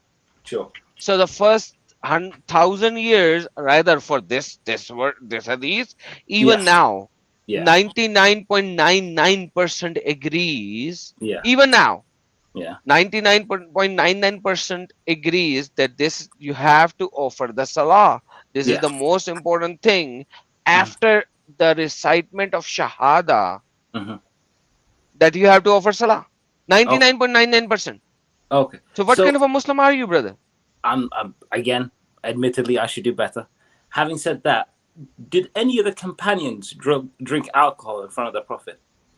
Yes, sir. So many of them. Did he kill them? Even Muhammad himself drank alcohol before the alcohol was called a satanic act, because Quran never said that alcohol is haram. And Quran never said that. If I'm wrong, you can give me a verse of the Quran where it says that alcohol is haram. Quran never said alcohol is haram. Sure.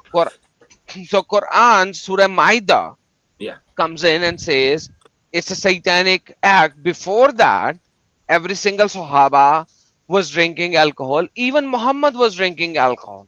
Sure. So you know why I bring that example up, right? Yes, please tell me why. Yeah. Well, there would be companions that would show up to his sermons or his gatherings drunk, and the other companions would want to. While I can actually show you Muhammad getting drunk and then going there. Okay. Ali getting drunk and reciting the salah, because that is why the verse came up, when you are drunk, do not go close to the prayer, do not go near the prayer. So the people started drinking after the Isha so that they could get drunk and they don't have to pray until morning. Did they get drunk after the revelation came? I have no hadith for that. So if absence of the evidence makes it a fact, then it is you. But absence of evidence does not is not called the evidence of or evidence of something. I forgot the whole sentence, but I don't have any hadith on that. I know you say. I'm sure I could find one.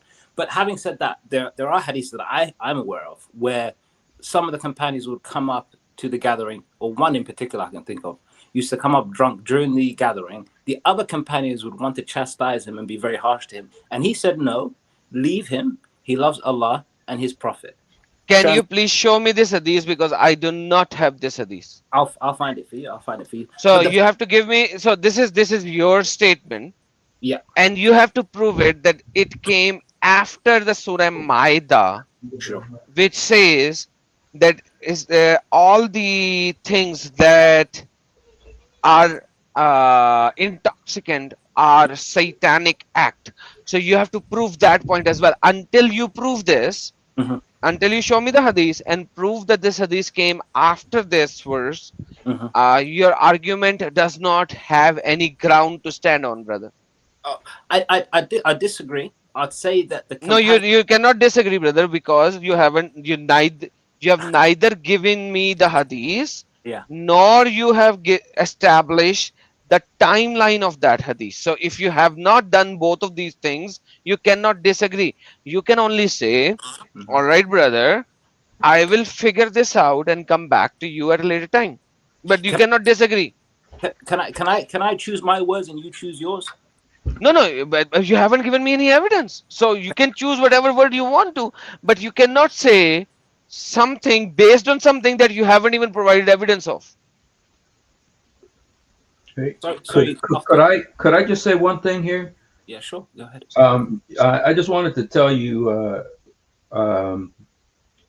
Hassan. By the way, my name is Hussein. So you and me are we're very famous in Iran and Iraq. Yeah. But I just want to tell you, do you know what Muhammad said when you miss prayer, the reason you miss prayer? How do you mean? What the valid reasons for missing prayer, or? Do you know what Muhammad said? Like when you miss morning prayer. Yeah. Muhammad said the reason why you missed prayer. I think you're talking about the urination in the ear or something. Yeah, where he says Satan urinated in his ears. Let me see that. So I just wanted to ask you, what do you think? What do you think about the fact that Muhammad said that? Before I respond to that, could I finish my point off? Yes, go ahead. I just and I want to ignore what you said. I just wanted to. So I'll bring up the hadith just before I leave, because I'm only gonna be here for 5 minutes or so. The only reason I came on the stream is because I didn't want to blow up you gave me the invitation, so I thought it'd be a bit rude for me to just make a comment and then dash. We always want Muslims to come on. Our priority is for Muslims. So and I appreciate Hussein, brother. Hussein, let me tell you something. Hussein or Hassan? I always sorry, my bad. Hussein is Hussein Mashni, you are Hassan. Sorry, my bad. So let me fix that. So Hassan, first of all, thank you for coming in. Second, I love when a Muslim comes in and have a talk. I love it, Yeah. Because I see them as myself when I was a Muslim. Okay. All right. And I always try my best to have a most reasonable and nice discussion with a Muslim until he starts accusing me and abusing me or my family. Because like you have seen, you don't know me. I'm not famous in English world. I'm mostly famous in the Urdu and Hindi world. Okay. Muslim comes in and starts having a discussion and they starts abusing me or my parents. And as soon as they do that, I go straight to Muhammad. Because as a Muslim in Pakistan, India, Bangladesh, and all of these countries, they will rape their children in the name of Muhammad. Literally. I'm talking in literal sense. All right. They literally get their children and their daughters raped in the name of Muhammad. And it doesn't matter whatever I say to their parents or their sisters or their daughters.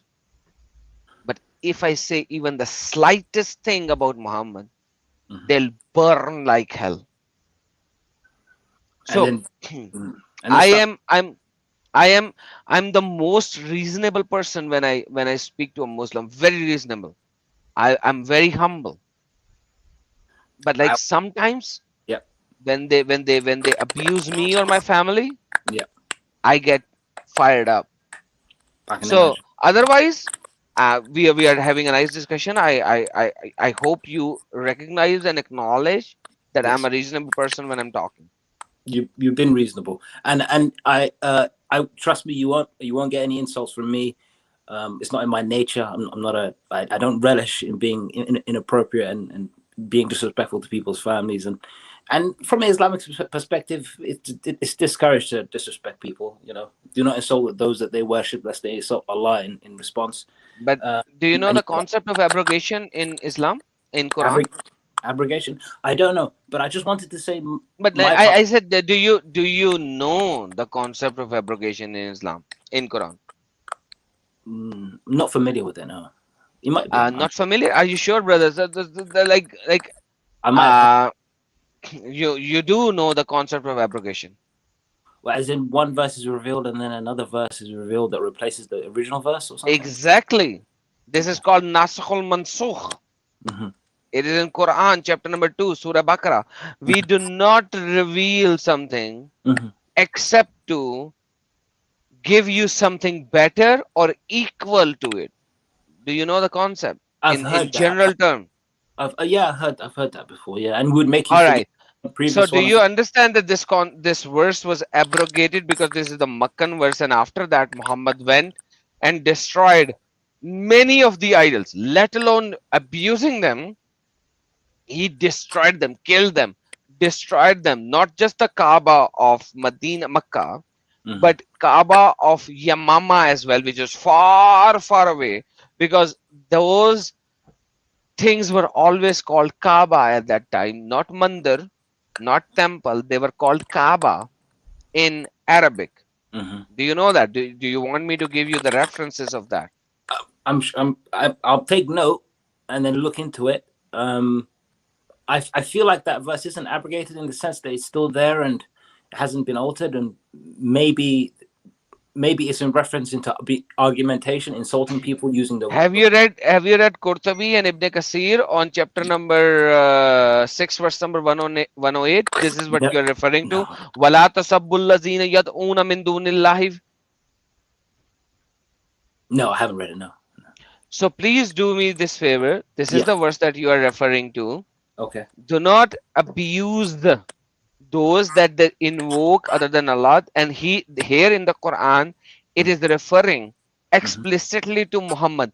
It is not Kul ya ayyuhallazina or ya ayyuhallazina. It is saying directly to a singular. The Arabic is very clear when it uses pronouns.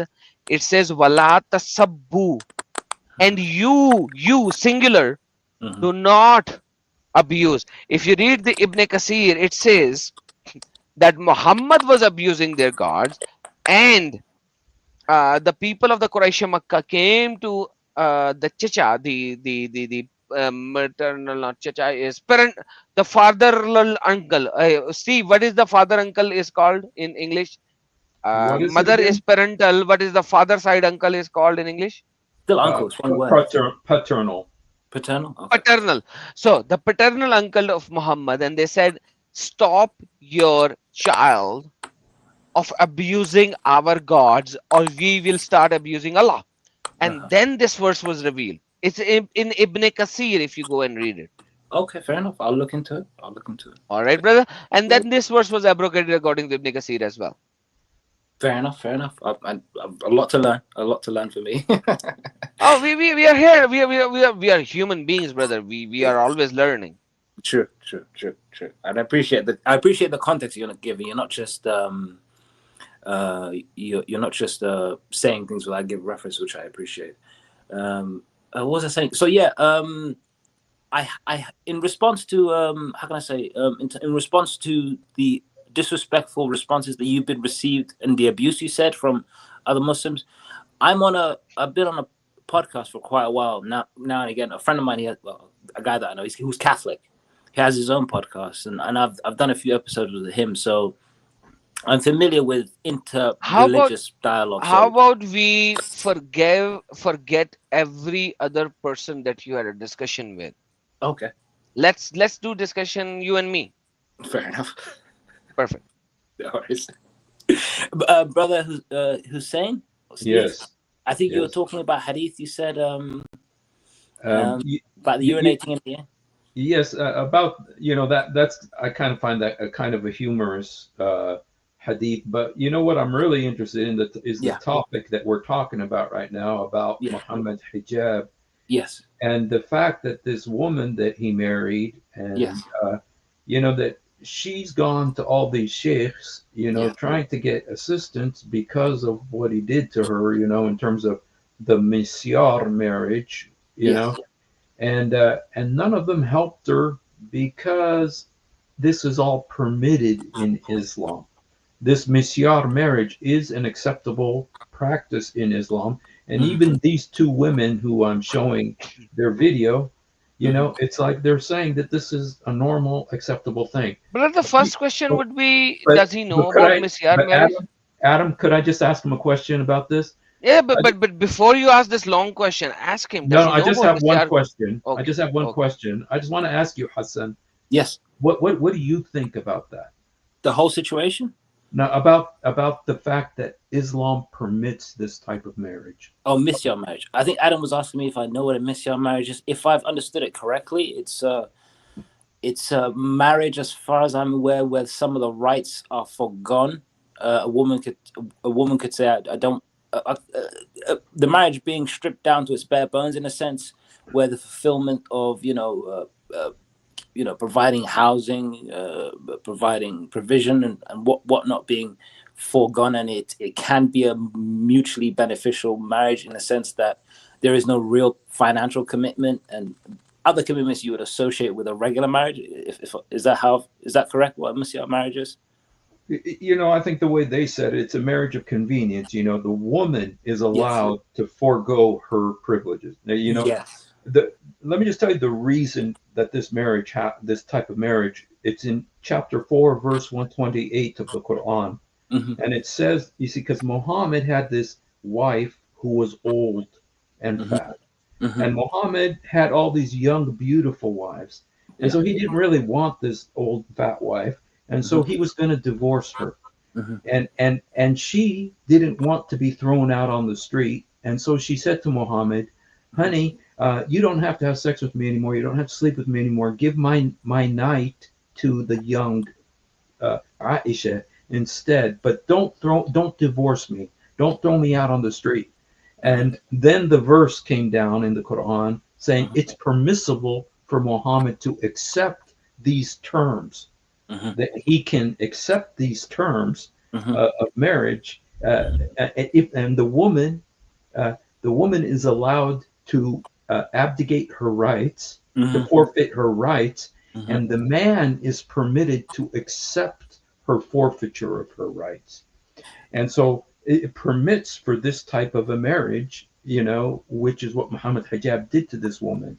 Do you think that's a good thing? In terms of which would you say chapter 428? Did you say 4:128? Oh, 4:128. So as far as the context, I'd have to look into it. A part of me is worried that you. I'm not accusing you guys of anything, but I'd have to look into the context to be assured of this is how it came about, because I wouldn't want to question the morals of the Prophet Muhammad sallallahu alaihi wasallam, or Allah in any way, shape, or form. But when you say, is it good? I mean, what is good? Morality is quite subjective. So, for example, I guess you guys are Christians, Catholics, Protestants. I'm not too sure. I'm assuming Christians. Correct me if I'm wrong. But we're Christians. We're both ex-Muslims and Christians. No worries. In terms of good, it's dependent on the person's faith and perspective. So, for example, one could say it's not good that Christianity forbids same gender relations, and could consider Christianity abhorrent and immoral because of that. One could consider how the Bible says so on and so on and so forth, and various examples, not to disparage the Bible or the Christian tradition in any way, shape, or form. But the point being is that I feel it's because it's from Allah and His Messenger, I wouldn't question it at all. I would say fair enough. Certain people may abuse it, may be open to abuse, but I would not question it. And I would not answer this. Sorry, 1 second, Adam. I'm just gonna round it off. I would never refer to anything other than good or being from good if it's from Allah and His Messenger. That's my go-to. Let me answer this, brother. Yes. You gave a very general thing which is actually forbidden in Islam as well. So number one. Number two, was it Adam and Steve or Adam and Eve? Adam. If it was Adam and Steve, there would have been no you or me. So point number one. Point number two, brother. In Christianity, if you want to have a relationship with a man, Christianity explicitly Mhm. does not say go and kill them or throw them off the mountain. Mhm. It's a sin between you and Mhm. God Himself. Mhm. He'll gonna deal with you in His manner. Mhm. Islam is very tyrant Mhm. in this subject. Mhm. In the Islamic Sharia, you should be either thrown from the top of the mountain or you should be stoned to death. The problem here is humans as humans can make mistakes. We as humans can tell you, hey brother, this is wrong. Don't do this. God is going Mhm. to punish you. Mhm. Versus, you filthy guy, I'm gonna throw you off the mountain. Or I'm gonna put you half in the sand and I'm gonna throw stone on you. Mhm. Sorry for this tone. Yeah. I have a few friends in Pakistan who would do say thing. You have nothing to do with Pakistan, but like you know, my inherent Pakistani comes up. So anyhow, what I'm saying is very simple, brother. It's in Islam, Mhm. things are very different. Mhm. It's imposition. They're imposing. But right now we are talking about the subjects of misyar. Do you think can you use a woman as a tissue paper? I'm gonna forget Islam. I'm gonna forget every other religious ideology. I'm Mhm. gonna ask you a very simple thing. Yep. Do you think you can use woman as a tissue paper? Wipe off your ass and then throw her away in the toilet seat? No. No. Do you think misyar marriage has anything beyond using her as a tissue paper? Yes. Can you give me one single thing that because in misyar marriage, and I can show you, you can have sex with her, she stays with her parent, she does not need to know that you have done a misyar marriage. You just have to tell her that this is your right that I'm going not going to give you, this is the right that I'm not going to give you, and etc. etc. Mhm. And then after a certain amount of time, you can just simply divorce her. Mhm. That's it. Full stop. Mhm. Can you prove Mhm. that a woman's value in a misyar marriage is 10% more than a tissue paper that you use in a toilet seat? Yes. Please, Mike I is can. yours. I can try anyway. So there's one word that comes to mind: consent. Nobody is. Marriage. We are talking about marriage. So by default, Mhm. marriage has to do with the consent. So I already said she agrees. Like I already said, she agrees that she has to let go certain rights. So means consent is there. Mhm. But I told you that she doesn't know it's a misyar, and this guy can leave her anytime in future. So you have to go beyond that subject, brother, How does she not know it's a misjudged marriage? because she was never told about misyar marriage. 99% was. So do me a favor, Mhm. not between you, me, and Steve. Okay. Go to your family. Okay, you obviously have a family. You have a sister. You have a wife. Maybe you don't have a wife. You Yeah. have a cousin. You have a Yeah. mother. You have aunties, Yeah. right, in your family. Do me a favor.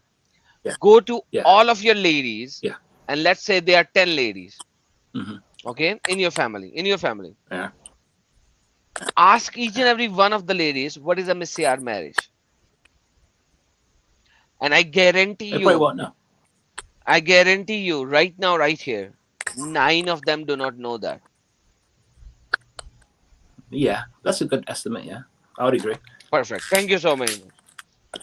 So what I'm saying is that you do not have to tell the lady that it's a misyar marriage, because if you say it in the beginning, she'll ask you what is a misyar marriage. She will ask you because she doesn't know. So you do not have to tell her there's a misyar marriage. You just have to tell, oh, I have this thing, and my first wife doesn't like you or doesn't like any other wife, so you stay with your father. That's all you have to say to her.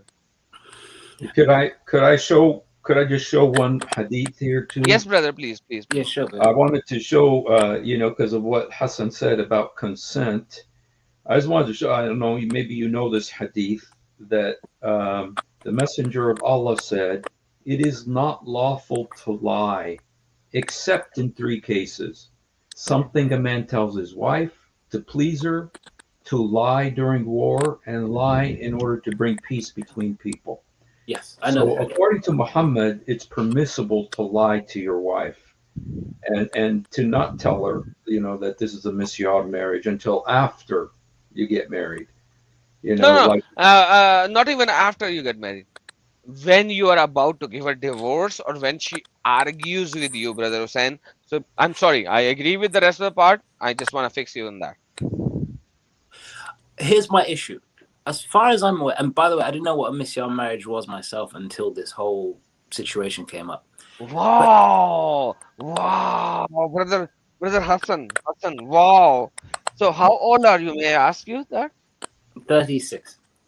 36. So you're telling me for 35 and a half years of your life, until until this thing 2020. happened, you had no idea about misyar marriage? Well, of course not. No, I didn't know. Not many people did. Wow. Even, Everyone in the live chat, imagine that. I've been talking about misyar marriage from the last 4 years of my life when I left Islam 7 years ago. Yeah. And I've been talking about misyar marriage from the last 4.5 years of my life. And a lot of Muslim has abused me, accused me Yeah. of falsifying on all of these things. Yeah. But this friend of ours over here who's a Muslim, he's saying, yes, he did not know. Thanks, Mimi Hijab. Thanks for doing that. Yes, brother, please continue. Sorry about my ranting over here. Fair enough, fair enough. I guess it's part of the show. It's fair enough. No, I think you guys even made it clear yourselves that a woman has to forego her rights. Wouldn't it be strange that she would be consenting to foregoing her rights, foregoing her provision, where it clearly says in the Quran, it is for a man to protect and maintain women, or something along those lines. No, doesn't he? The Quran doesn't say anything like that in this lines. Full stop. I challenge you on that to show me. What, that it says that men are the protectors and maintainers of women? Protectors, yes. And maintain. And give her the fooder of that, yes. So when Mimi Hijab is giving her the food money, that's it. It doesn't say that he has to provide her. He has to take her in his home. Quran never says that. Okay. Well, I guess that's a fair point. But it does. Most often, 99.9% of marriages, the woman asks for a meher. And I know for a May I fact that ask you something, brother, before you go to meher? Because the Quran never talks about meher. It talks about ujrat. I challenge you again on this to show me one single verse of the Quran which talks about meher. It never talks about meher. But may I ask you before you go into this subject, because the base thing you said, the why the girl should ask for XYZ things. Yeah. But may I ask you something? Yeah. Do you have a wife? No. Okay, perfect. Do you like somebody? I'd rather not go into my personal life at the moment. But okay. So it seems like you do. So may I ask you something to do with her? Go to her tomorrow or day after tomorrow and say to her, you will be my second wife. Okay. Let's see what her reaction will be. You're a Muslim, she's a Muslimah for sure, right? Yeah. She's a Muslimah, right? Okay. Yeah, it wouldn't be a no. Perfect. So can you do me a favor and go tomorrow to her and say, hey, Miss, let me just use the word Aisha, right? Hey, Miss Aisha, you will be my second wife. Do you? And I love you. I want to marry you. I will ask my parents to come to your home, do everything legally and everything, but you will be my second wife. Can you simply ask her that? Will you do me this favor? I probably would, because I won't want to make things far more complicated for myself just over. You know why? Yeah. Let me tell you why. Yeah. Because thank you for saying that far more complicated. Yeah. Because none of the women in their sane mind would want to be the second wife. In most cases, yes. No, no, no. Yeah, okay, fair enough. Fair enough. I give you that. In Yeah. most cases, yeah. But let's assume Mhm. that your girlfriend or the wife to be, I'm not gonna use the girlfriend term because most of Muslims do not like that term. Mhm. Your wife to be is not a divorcee woman. Okay? Mhm. She would hate that part because this is human nature. This Especially is human female nature. nature. Thank Female. you. So you're telling me that Islam goes against human nature. Why would I Allah? never said that. You've kind of putting words into my mouth there. I'm not saying it You said goes. that. You said that. Well, female nature is a bit. Well, based on my experience and the general experience of most men throughout history, is somewhat more jealous and less likely to share their husband than Thank you. So you're and to agreeing to the be same fair, thing again. and to be fair, a man is not really likely to share his wife, even less likely. Um, But if Allah would have said that a woman can do 4 marriages, I would have a discussion on that as well. I'm sure. But Yeah, Allah never said a woman can have 4 husbands as well. So I'm not going to have a discussion on that. sure. So the problem is Yeah. the problem is one-sided anyways, right? The problem is not both-sided. So the Well, problem is one-sided. not necessarily. It could be a solution because as there are many women that may not have husbands, who may consider being a second wife. The arguments for a Why? woman Why being, would? So in the history of the entire world yeah, that we have right now, yeah, men and women are always in the same percentile. 48%, 52%, 49%, 51%. sure, They were in the same percentile no matter which era you pick up. No matter yeah, which era you pick up. yes, So for women, for yeah, one man as yeah. a husband wife doesn't make Mathematically, Adam, you're saying mathematically any sense. sense. Thank you. Thank I, you. I, I disagree in the sense because you're missing out one statistic, considering that as individuals, we are more likely to have 4 times the number of female ancestors as we are to have male ancestors. Throughout most of Sorry, history, once again, repeat. from what I've heard, most of us, the average man, the average woman, is more likely to have 4 times the number of female ancestors as they are to have male ancestors. Nope. Great Zero. number. Zero. No, no, never, never, never. So in the history, Yeah, you pick up anything yeah. and stop reading Islamic articles, by the way, I'm not. No, to no. do This is this this is a, research. this is from actually from an And Orthodox Christian source. To be fair, so you will never see this thing ever once again. Number one. that, Number two. that's not true. Number two. Sorry, Adam. Number. I'm just gonna give it a bit pushback. World War Two, after World War Two Mm, in the UK, there were four yeah. times the number of women in So comparison to you men. are telling me in a particular area, in a particular time. So I have no issue with that. So you Mhm. are telling me a particular area in a particular time. No, I'm just Agreed? disproving No, your no, no, concept no, no, no, no, of brother, like brother, brother. Hold on, hold men. on, Okay. hold on. We are talking about a particular era in a particular time at a particular location. So World War Two, when you talk about that, Yeah.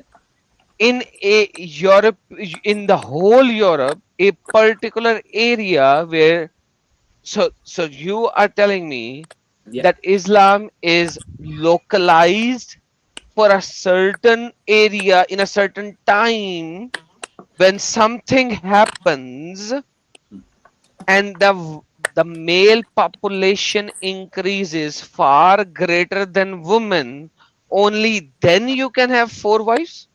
No, no. The point I give you So that. yeah, brother, you and I love you on that, brother. First of all, let me just say that I love you.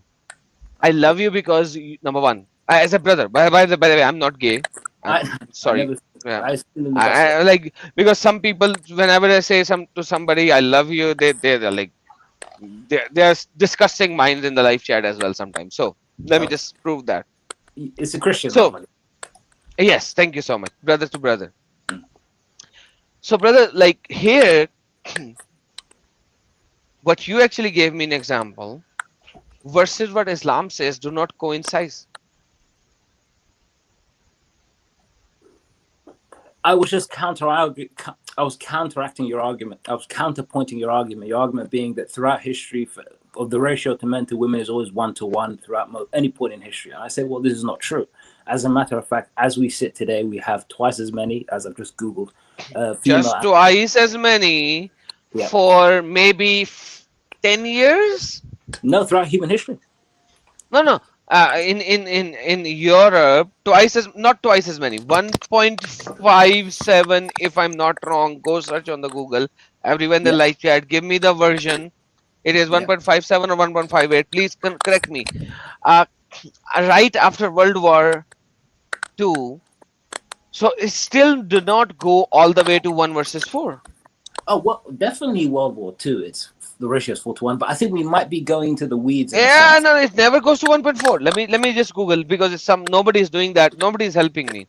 Oh, fair enough. After World War II, what was the ratio of women to man in which country do you want to check? Europe, UK, what? UK. In UK. Okay.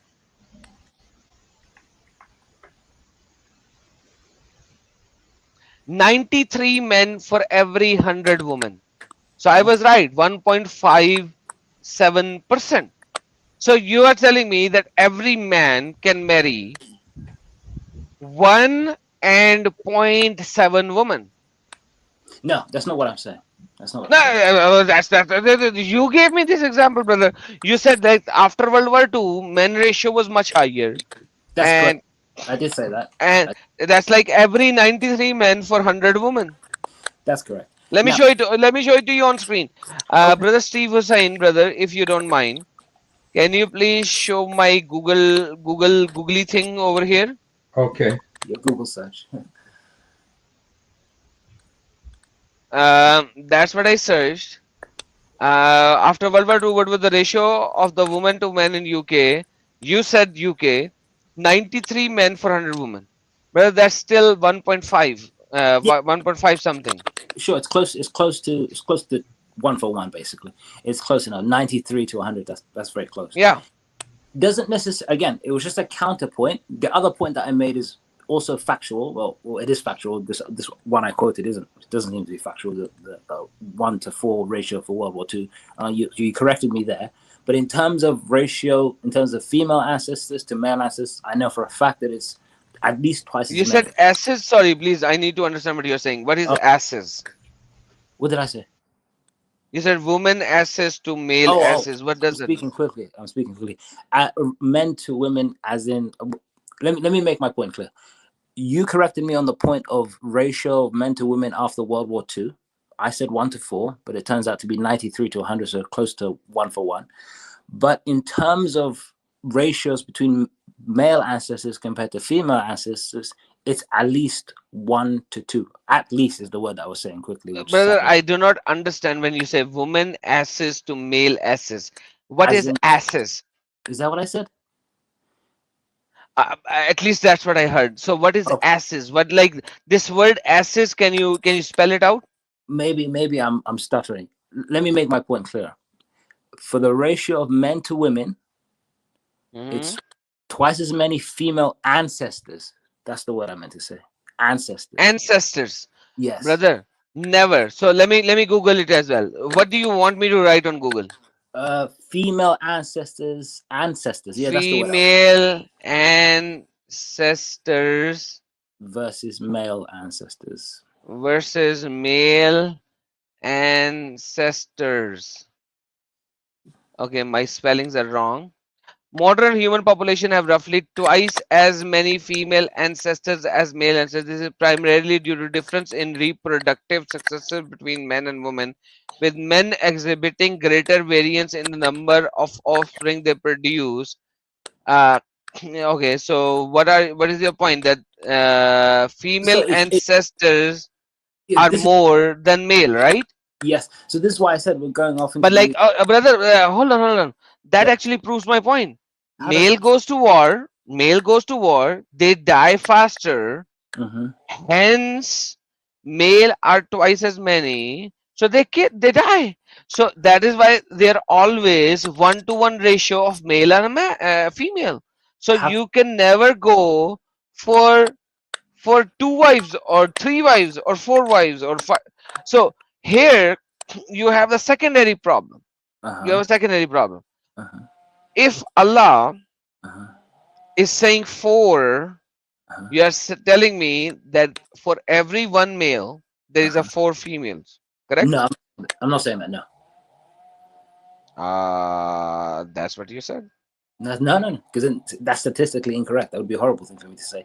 The point I'm saying is, on average, you will have more female ancestors than male ancestors. So there will come times that the female population, in some circumstances, in some When? could I can't think of one at the moment, but So for the last 1400 years, there Mhm, was never a time. I do not know about this ancestry things to understand why what it is being said over here. This is new to me. Let me just say that I mhm, haven't researched on that. I'm going to do that. mhm, I will do that. mhm, But my point here is that you and I mhm, have seen even the World War II, which was the most killing war in the mhm, human history. mhm. We do not have 1-to-2 ratio of male versus female. We That might. no, we never had it. We never had it. Even if we might have it, Mhm, then Allah had to give another prophet or another revelation. But from the last 1400 years, mhm. Islam has been here, and there was 1-to-4 ratio that Allah has described already.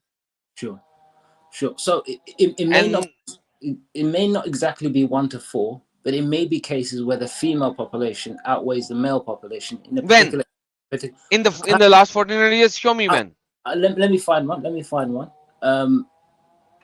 And if I do find one, does that prove the verse to be true? No, it doesn't. If it is localized, then it doesn't. If it is generic for the whole world, yes, Yes, it does. Because Islam is not supposed to be localized in a particular area. You understand what I'm saying? it is If a global. Islam is localized in a particular area and Islam is not for the world, then Yes. I'm fine with if you give me one single example in the entire world. By the way, let me challenge you on that. Hmm. This is I, my I challenge. I feel like we might be going into the weeds, though. Might No, be no, this. this is my challenge. This is my challenge. Okay. If you show me Hmm. at least one area of the entire world where the female population is 4 times larger than the male population for at least 100 years, Okay, it would be I'll unlikely. say Islam is good on that location. Okay. Okay. Okay. But will you Google it right now, or will you answer Hussein's question? Because Messiah has nothing to do with that. It doesn't. It doesn't. So what? Hussein's question was, is it good? That was his question, right? Do I consider it to be good if I remember the question correctly? Misyar, not the normal marriage. Because Yeah, the Mister. normal marriage is you keep the wife, Yeah. you keep her in your home. Yeah. Misyar has nothing to do with that. It's like a sex contract, basically, for me. You know, Hey, just I'm not really asking you for a you know uh, like for for some kind of documentation or some kind of like some philosophy. I'm just mhm. kind of wondering from your own conscience, does it seem right to you that a woman would be treated this way, that it is permitted in Islam to treat a woman this way? Because this is specifically the one who abdicates her rights in Yeah. Islam is the woman. It's not the man. It's the woman. And so this whole situation that you see playing out right now with Mohammed Hijab, Yeah. it's because Islam permits it. Quran 4:128. And just as a human with a conscience, Hmm. do you does how does that feel to you? Do you feel that that's a good thing? Well, considering the again, as I've understood it, It's where a woman says, I willingly consent to foregoing X amount of rights. I think the idea of the hadith being used to justify being the hadith being presented as a way that a man can lie to a woman and say, I'm gonna marry you, but I'm gonna lie to you because this hadith says I'm allowed to lie to you, which I don't think that applies here. If it's presented in the way you're presenting it, then yes, it seems wrong morally. But I don't think that's the case. I don't think misyar is a way of I'm going to take a woman into marriage. I'm going to provide for her nothing. Use her as I wish, as a piece of tissue paper, as Brother Adam said, and then throw you away. I don't think that's the case. It may have been the case in many cases of people abusing the misyar marriage, but I don't think that's what misyar marriage is for. Brother, do you think that your thinking matters when there is a Sharia there? No, my thinking doesn't matter. Perfect. So how about we stick to the text? And now you answer, Hussein. Is it a fact that a man can lie to a woman in a misyar marriage? Absolutely, according to every single school of Islam, every single, whether it is Shafi, Hanbali, Maliki, or whatever, that is the absolute fact because Muhammad said it in the Sahih hands. Can you prove it to me? Oh yeah, it's there. Hussein already showed it to you. It's in Sahih Bukhari, Sahih Muslim, and so many other these. So, but it's Sahih hands. He showed me a hadith saying that you No, can he lie. showed you multiple hadiths. I've Brother only seen Hussain, can you show him multiple hadiths again because you already searched it? It's on. You already showed it on screen. Can you please show it again? Okay, let me. Okay. So while Hussein does that, Uh-huh. Mr. Hassan, Yes. can you show me one single evidence against it? Because he's going to do that, and because obviously this is a hadith, you already read it. You already know it. By the way, you actually acknowledged that yes, you have seen this hadith. I've heard Can you it. show me one single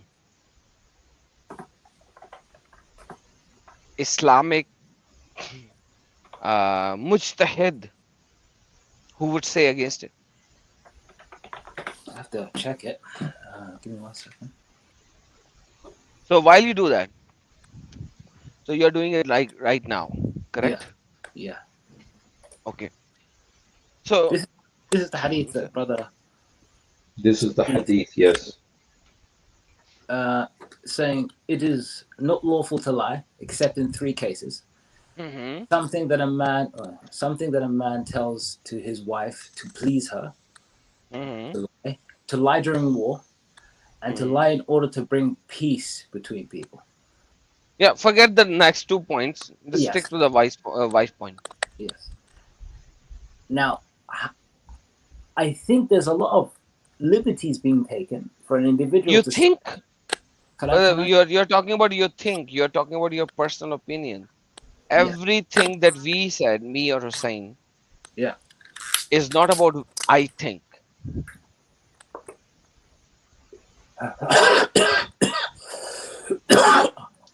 Okay.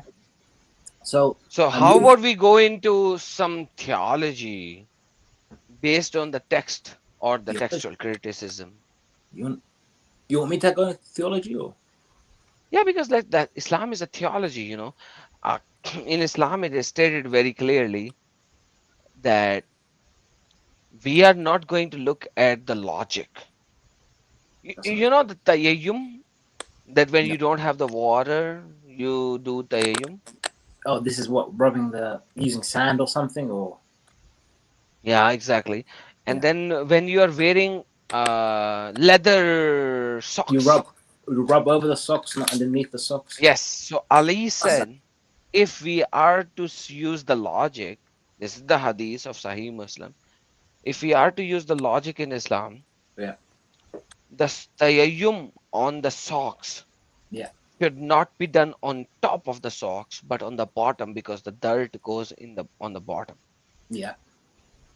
But because Muhammad said you have to do it on the top, Yeah. that's why we do it on the top.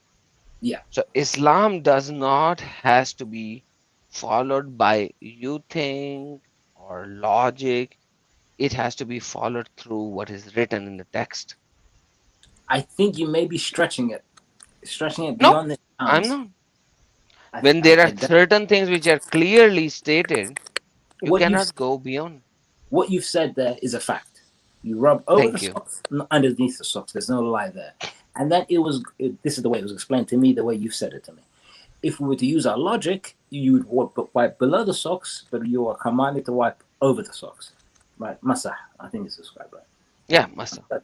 But to take that and to extend it to a hadith, and I read the hadith, and the hadith says, it's acceptable to lie to a woman in a way that pleases her. So you lie, which produces a statement that pleases her, means that I Yeah, can. that's the pleasing that I do not have to. Yeah. You know, pleasing is a very general term, brother. It is a very general term, and it's Thank pleasing you. to us. Yeah.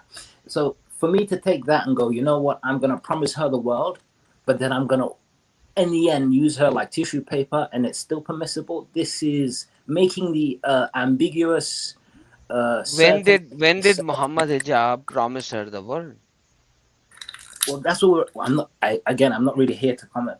I genuinely have no interest in commenting on Mohammed Hijab situation because I don't know. No, that's where the Messiah. You understood Messiah marriage through He's an Muhammad individual. Hijab. If he was to fulfill his marriage obligations or what have you, wouldn't necessarily make Messiah marriage permissible.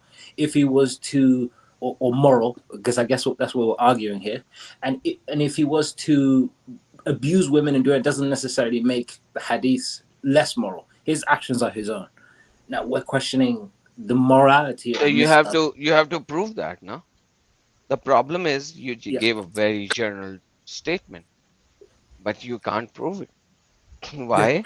Because the words of the hadith Yeah. are pleasing. Yes. I can say anything that pleases you, Yeah. and that's it. So we'll go to the verse. I guess it says marry two in the Quran, or three, or four. But if you cannot deal justly between them, marry only one. Could that not abrogate the interpretation that lying to a woman in an effort to dupe her into marriage is permissible? So no, Quran doesn't say that in that general term. But let me ask you a simple question: what does justice between 4 wives? So again, you cut off for a second. What does giving justice between 2 wives? Let's just. Oh, you give them their proportion. You give each woman equal proportion. So you house one and you house the other, and you stick by what you. So you give Monday to one, and Tuesday to other, and Wednesday to one, and Thursday to other, right? Something. So if anybody cannot do that, then he is a sinner. I'm not too sure about the specifics, And but brother, you cannot say you are not very sure about that. Yeah. When you actually bring some subject, you cannot say you are not very sure about that. Here's why I say that. We take a first and limited glance at the hadith, and we attach that to the concept of abusing a relationship in a missionary marriage. Well, I'm saying then Muhammad himself married Sauda. Okay. And then he gave his day to Aisha. Mm-hmm. He gave her day to Aisha. Yep. Did she say he gave her day to Aisha? Yes, because she was afraid that Muhammad is going to divorce her. Can you It's in the hadith. Does she say, "I'm afraid you will do me wrong"? So yes. Yes. In fact, the verse of the Quran is a very specific. Chapter number 4, verse number 128. It says, if she fears desertion from her husband, she can abdicate her rights. Forfeit her rights. It's permissible for her to forfeit her rights if she's afraid that of desertion, and it's permissible by Allah for her husband to accept her forfeiture of her rights. It seems very cruel to the woman. 428. And if I could just say one thing, Yeah, go- what's interesting in Arabic, there's a word. It's nishuz, nishuz, and they're not 100% sure how to translate it, but it's kind of like disloyalty or bad behavior. And in chapter 4, verse 34 of the Quran, it says, if a man fears nishuz from his wife, he can beat her. It doesn't say he can beat her, it commands him to beat her. But if a woman fears nushuz from her husband, her solution, not to beat him, but to forfeit her rights. That's what it says in the Quran, that she can forfeit her rights if she fears this same action from her husband. So it just shows you that it just doesn't seem fair to the woman. Well, Can you show me my screen? I want to show him the hadith. hadith, okay. Atta declared that she was Sauda, that is sounded. She gave her day to Aisha when God Messenger intended to divorce her, saying, keep him, keep me. I will give my day to Aisha. So she was scared. Chapter number 4, verse number 128, that Mhm. Steve Hussain Mashni is already telling you. Mhm. And this is agreed upon between Bukhari and Muslim. That it says that Bukhari Muslim also agreed on that. So you said, can you prove that Shoda was scared that Muhammad is going to divorce? Yes, I can. This is in here. While it is agreed upon Bukhari and Muslim as well. Mhm. Brother, like imagine a woman Mhm. who's older, a little older than the rest of the wives of Muhammad, because Muhammad had every age group wife. He has teenagers, 20s, 30s, 40s, 50s, and 60s. She was in 60s. She was the oldest of all. Brother, how would you reconcile that?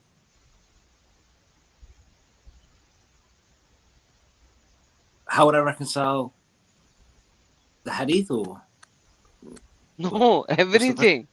Muhammad had wives in every age group. Yeah, And Muhammad giving that, like you just said, that Quran says yeah, that marry two or three or four of them. yeah. But if you cannot deal justly with them, that you are talking about Quran chapter number Surah Nisa ayat number 2, Well, maybe. 4 basically. So Mhm.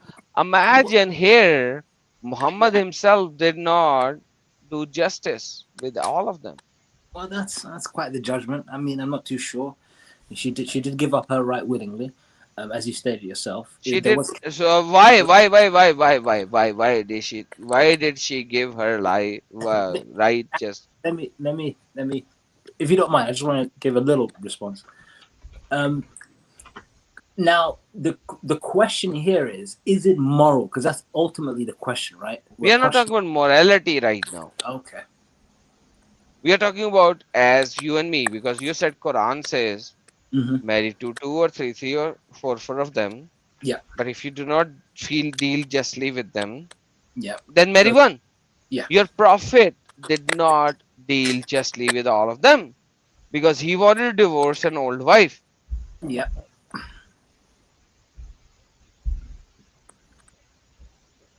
Sure. So now the question is, was it just? Well, I don't know the details of the marriage. I'm not talking about, brother, you're Yeah. putting words in my mouth.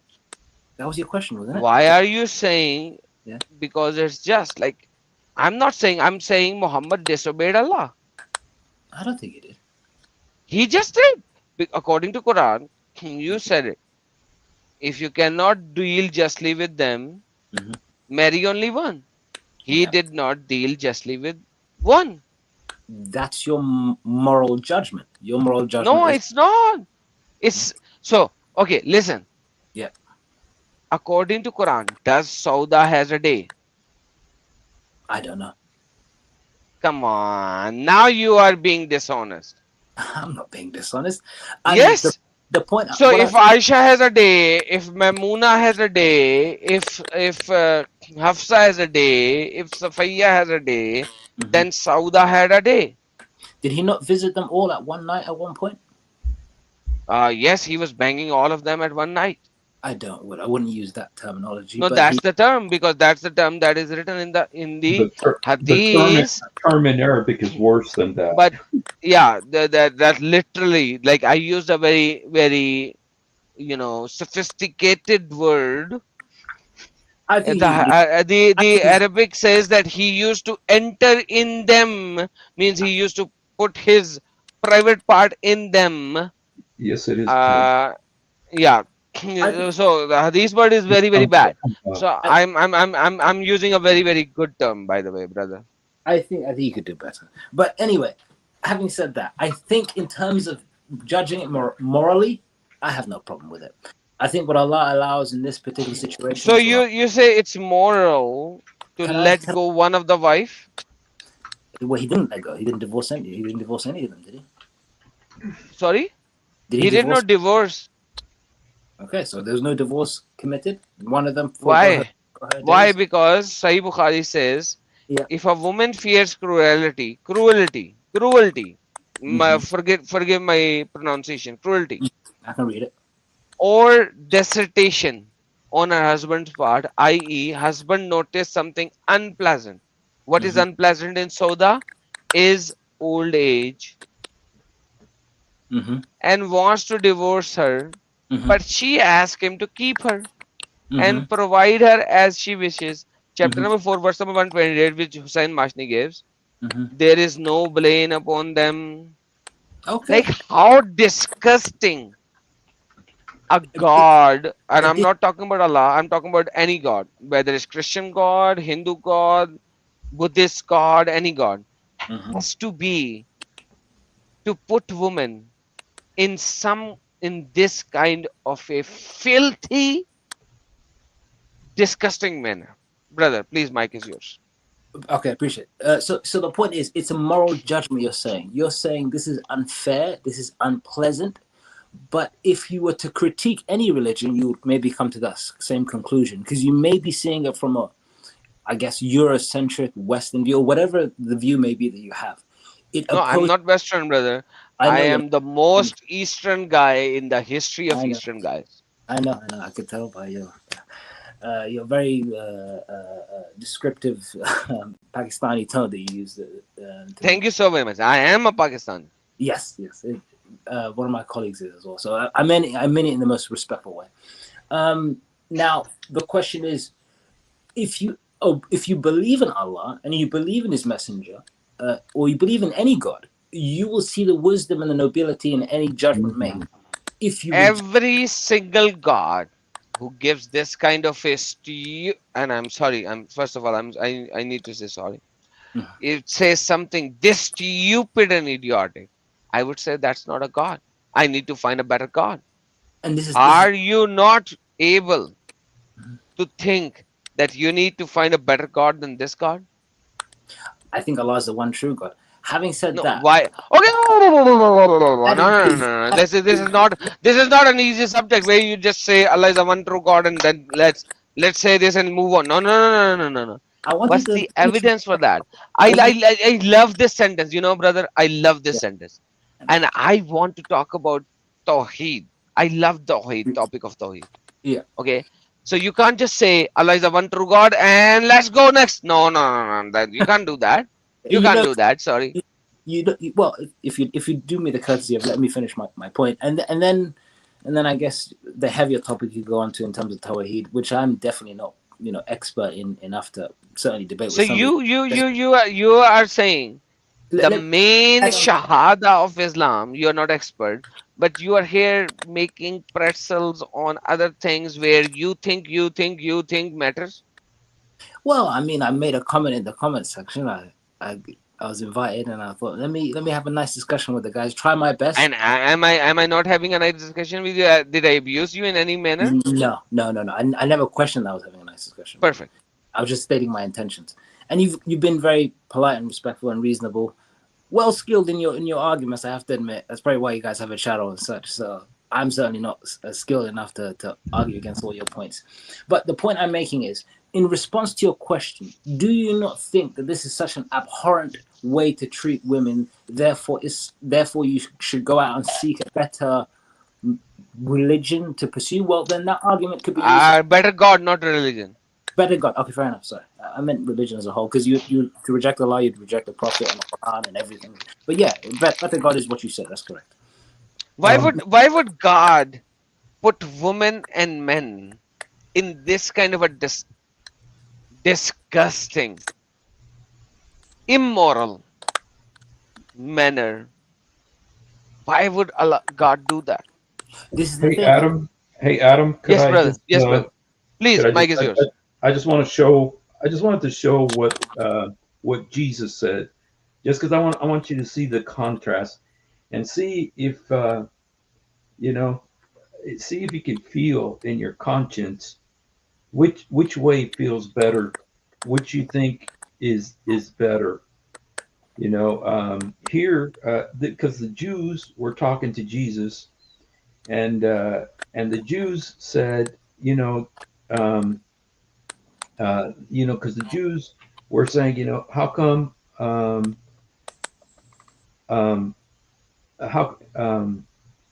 come, a man can divorce his wife? They were talking about divorce, and they believe, they allowed, multiple marriages and stuff like that.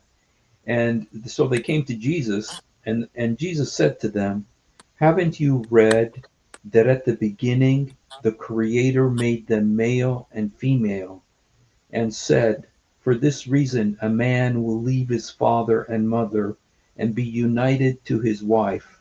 The two will become one flesh. So they are no longer two, but one flesh. Therefore, what God has joined together, let no man separate. I just wanted to say, which one feels right to you? What Muhammad said or what Jesus said? Was that for me or for Adam? For you. Oh, this is the thing. I think it's all out of context. Things can be presented to be better than they actually are. No, forget all that. Which one feels right to you? This situation with the Misyar marriage and with the woman having to do all this stuff, or what Jesus said here, that the two become one, and what God has joined together, let no man separate. Here's that's your question. Here's Yes. my answer.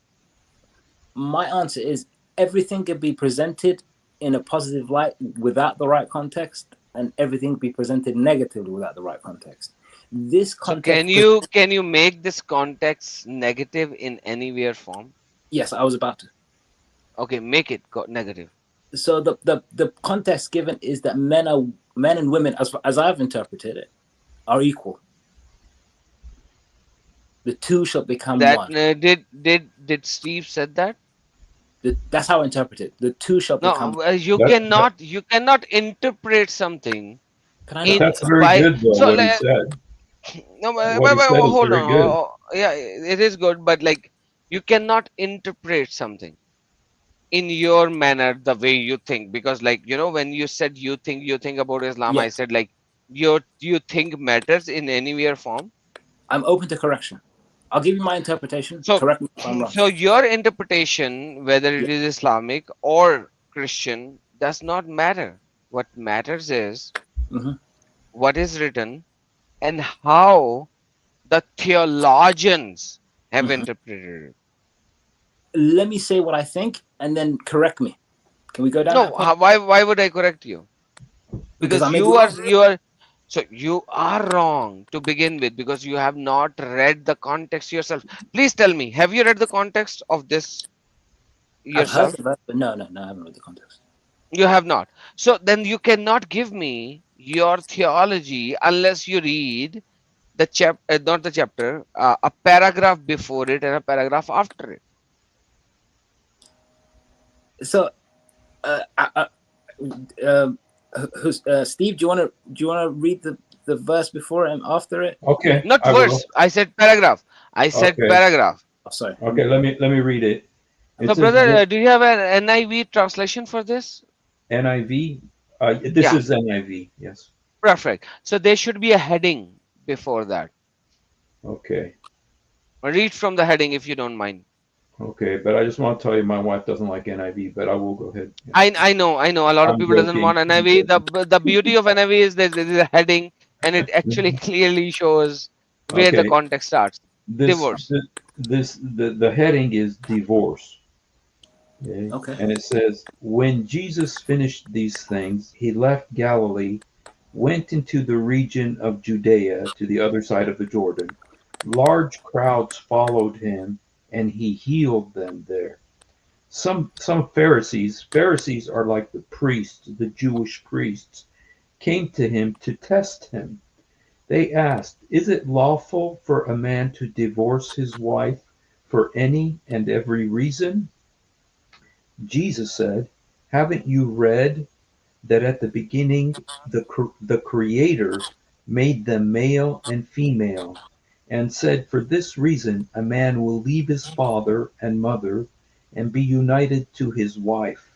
The two will become one flesh. So they are no longer two, but one flesh. Therefore, what Okay, God has joined together, let no one separate. The perfect. Jews, okay, but Just let pause. me, Just pause here. No, pause here. We'll read the next passage. Yes, brother. Yeah. What you think? Does it matter now after you read the context? Well, I'm a human being. I hear the verses. Yes. I Yeah. interpret it. My interpretation may be aligned towards the message that Jesus is trying to present or the Bible is trying to present, or maybe disaligned with the message of being trying. So, but like after you read, after you heard Yeah, how this context come into play, yeah, do you think your yeah, interpretation yeah. align with the context? Can I give you my interpretation first? No, no. First, tell me. First, before you give me, do Yeah. you think your interpretation will align after you read from the start? Some people came, they asked a certain question Yeah. with this intention in mind. Do you think Mm-hmm. till now, Mm-hmm. because I interrupted Steve, not Mm-hmm. I did not allow him to finish it, Mm-hmm. and there's a reason why I stopped him here. There's a reason Mm-hmm. because I know what the passage says. I like it's like almost I have Mm-hmm. memorized it. But do you So think for you cut now out what there. you're going to say? Yeah, I literally intentionally asked him to stop. Yes. So do you think what you are going to say now is going to align with what you have read so far? I'll be honest with you. I don't know. I was hoping to say it, and then So somebody you are who's more. telling me, Yeah. then you are telling me that Mm-hmm. I'm so sorry. I'm so That's sorry for fine. laughing. No, no, no. So, It's fine. I'm not offended. uh, so why would you interpret something when you haven't even read the context of it? So well, I've heard the context. The brother, you asked Steve to read the context, which is the verse above it, or the chapter above it, right? No, That the was the the context. paragraph, Yeah, the the paragraph. paragraph. Yeah, sorry, the paragraph above it, which, as you said, people are testing him, specifically the Pharisees, who I guess weren't really fond of him, from what I hear. yes. And then he goes on and gives an answer, which has a few details and is quite a strongly worded answer. It's not ambiguous. He's quite clear about what he means. He goes into detail, Mhm. and then obviously I interpret it. I don't think what Steve has read out has altered my interpretation. It just adds more context and that he's being tested by particular people. So there's a certain level. He says Pharisees, so I know this is important because again they were quite opposed to him from what I hear. So he's giving a very They important were answer. well versed in the Old Testament, so Yes, it's well very versed. important. Yes, yes, yes. The well versed. Yeah, learned people, not laymen's. Essentially, the elders of the community. That's the context, but that only compounds the importance of his statement. It doesn't really alter my interpretation of it, though. So you still haven't you spoke for almost a minute. Hmm. You still haven't answered me my question. Your question Your being, interpretation, does it align with what you have just heard? oh, this is the thing. I don't know. I'd like to say my See, interpretation. Just tell me. If you do not know, so listen. Yeah. If you yourself do not know, Yeah. which obviously I will assume that you are now lying, because Okay. if I am going to say something Yeah. and I have an interpretation, I know that it will either align with what I've read, Yeah. or it will not align, because like obviously I am doing the interpretation, hence Yeah. I should know. Yeah. Okay, so Let me ask you a question then. I feel like it aligns with the verse so you feel like align with the verse. yeah, I could be incorrect, but yeah. No, come on, brother. I don't want to See, say that's I'm that's wrong. the problem. That's the problem that I have with almost every single Muslim. That's not nice. I haven't even said anything. Problem. Problem. Why problem? Okay. Because they have neither read the Bible, but they want to interpret a certain sentence according to their understanding, while they have not even read it. Yeah. Steve read it out. I listened. I have my interpretation. I'm willing to give you my interpretation, and I'm willing to be corrected. You're willing to be corrected. Yes. Yet you are willing to give me the interpretation while you don't even know whether it's aligned with it. Well, that's the thing. I'm saying my interpretation. I feel like it's Why do you think that your interpretation matters? Oh, because I'm a human being reading the Bible, being asked questions about the No, Bible. what like why your interpretation being matter? Because your interpretation doesn't even matter in the Islam. Why would it matter in the biblical context? Well, because I'm a human being. Isn't the message of Jesus for everyone? No, the message of Jesus to everyone, but at the same time, you who has not read the Bible in the full context, Yes. why would it matter?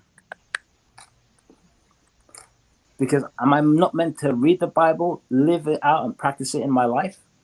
Absolutely, but you have to read it in full context. I've You heard it before. have not read it. Steve just gave a partial context, and I think you stopped him at one point. Okay, yes, but like, do you know why Pharisees came to Jesus? Yes. And You said they asked were a specific question? Do you know why?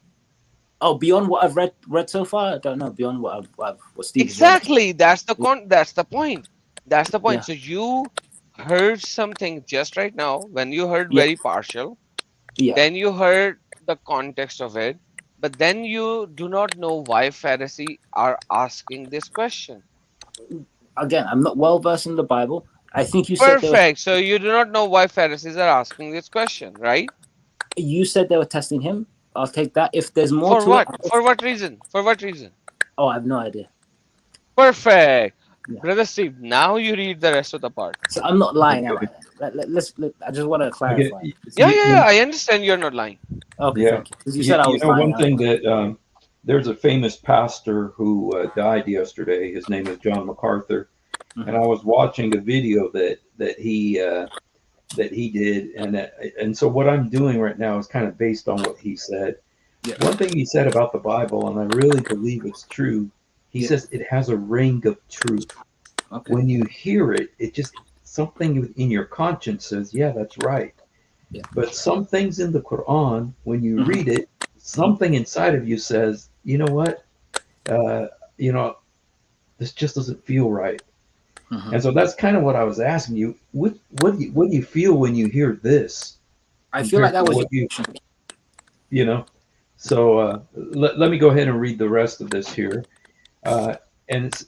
Jesus said, "Haven't you read that at the beginning the Creator made them male and female, and said, for this reason a man will leave his father and mother and be united to his wife, and the two will become one flesh. So they are no longer two, but one flesh. Therefore, what God has joined together, let no one separate." Why then, the Jews asked, did Moses command that a man give his wife a certificate of divorce to send her away? Jesus replied, Moses permitted you to divorce your wives because your hearts are hard, but it was not this way from the beginning. So, I'm so sorry. I'm going to stop you here again. Okay. So, brother, why did Pharisees ask Jesus this specific question? Do you want my guess? No. Steve just read it. Yep. So, I'll give you my answer. Please do not think No. Steve just read it. Steve just read you the reason. Steve, can you please read two last verses You don't again, have to. please, for him? You don't have to, Steve. They're asking him because they're saying you are now changing the Mosaic law. Why are Hmm. you doing that? And he says because back then your hearts were hardened and you weren't, I Hmm. guess, ready for the commitment of marriage, and so divorce was an option. No, it never. He said because your hearts were hardened. Now, Steve, read the next verse. But the verse that you read, repeat it and read the next verse. Okay. Yep. Talking to somebody in the chat too. So, Forget that. um, Forget that. Read the last verse that you read and read two next verses. okay, it says, "Why then," they asked, "did Moses command that a man give his wife a certificate of divorce to send her away?" Jesus replied, "Moses permitted you to divorce your wives because your hearts were hard, but it was not this way from the beginning. I tell you that anyone who divorces his wife except for sexual immorality and marries another woman commits adultery." Then the disciple said to him, "If this is the situation between a husband and wife, it's better not to marry." Jesus replied, "Not everyone can accept this word, but only those to whom it's been given." All right. Thank you so very much. So, brother, now you have read the context. May I ask you something? Yeah, go ahead. According to Islam, Yeah, there was Adam and Hawa, yeah, no other man in the world, correct? yeah, Perfect. So, when their children happened, yeah. the brother and sister married each other, correct? I don't think so.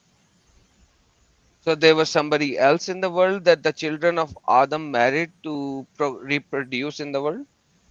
I worry that we're going a bit off topic, but as far as I'm aware, they were produced in pairs, and then not the brother and Forget that, but that is just human interpretation of somebody yeah. that you don't even know who said that.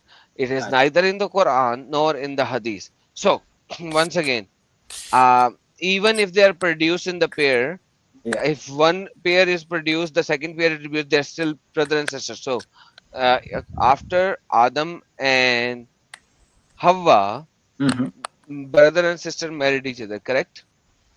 Sure, sure. We'll go with that. Perfect. Thank you so very much. Mm. Uh, now you have to say that at that particular time, the law for marrying a brother or a sister was not there, correct? The law forbidding a brother and sister from being married, you mean? Was not there, correct? Sure, yeah. Perfect. Was there a law between marrying a father with his daughter? No. Perfect. So if a man has to marry, or can marry, or should marry, or will marry in any way or form to her sister, to her daughter, is not there, what was preventing Adam to marry Oh, his own daughter? I assume Allah would have told him. Perfect. So Allah never told that. Hence, hence, if there was no law, why would Adam not marry another Hawa? Another Hawa? There was no other Hawa. His 10th daughter can be named as Hawa. So what? Oh, okay. That's a good point. Um, I guess it's just innate. I guess he just married, he stuck to Hawa and then had kids, and that's it. Perfect. So this is exactly what Jesus is talking about over here in the verses that you read. That Sure. from the beginning, Yeah. the male was created for one female, Yeah. never for 4 or 5 females. From the Christian interpretation, correct? Yeah. Not from the Christian, but even from the Quranic, because Quran stole these things from the Bible anyways. I don't think so. Yes, it is true, and it is the reality because Quran deceives these things. So in the Quran, Yeah. does all the angels wa is qalat lil malaikati asjudul adam? Does it say that? Allah Yeah. said to all the angels to do the Prostration. prostration to the Adam, correct? Yep. Brother Hussain, go to Hebrews chapter number 1, verse number, read from verse number 5, 6, 7, 8. No, let me finish my point. Then you can do connect. Then you can say whatever you want to. Hebrews chapter Sure. number 1, verse number 5, 6, 7, 8. Can you please read it? Okay. It says, "For to which of the angels did God ever say, 'You are my son, today I have become your father'? Or again, 'I will be his father, he will be my son'? And again, when God brings the firstborn, meaning Jesus, into the world, he says, 'Let all God's angels worship him.' In speaking of the Perfect. angels, huh? Perfect. Perfect. If you read it in the Arabic, Yeah. prostrate to them. So if you see this context, Yeah. Muhammad was copying from the Bible, but he did not know here about the son that he is talking about. He put Adam instead of Jesus over there, the Son of God, in the manner, not sexual manner. Here, so Muhammad steal each and everything from the Bible in every single aspect, because I don't. Jesus was called the second Adam, according to the Bible, the second Adam, the first Adam and the second Adam. So now, brother, the point here is, Mhm, and I'm going to finish my rant over here. I mhm. want to give you a full context. Yeah. The context is that Muhammad saw something, but then his fleshly desire came into being. And that fleshly desire is what? Do women, bang, bang, bang. And that is why you, as a follower of Muhammad, can only have four, but Muhammad can has as many as he wants to. Chapter number 33, verse number 50. Chapter number 33, verse number 50. Muhammad can have as many as he want to, but you can have only four according to Islamic Sunni theology. Brother, why would you follow such a person? Do you think that Islam could not have spread if Muhammad had four wives? And I'm willing to have a debate with you on any subject that you want to, as long as you are going to be truthful and honest and respectful, just like you are right now. Thank you so very much. Thank you, Adam. I'm not much of a debater, so I won't have that debate with you. You're quite knowledgeable than I am. Having said that, just maybe 3 points I want to make, or at least two.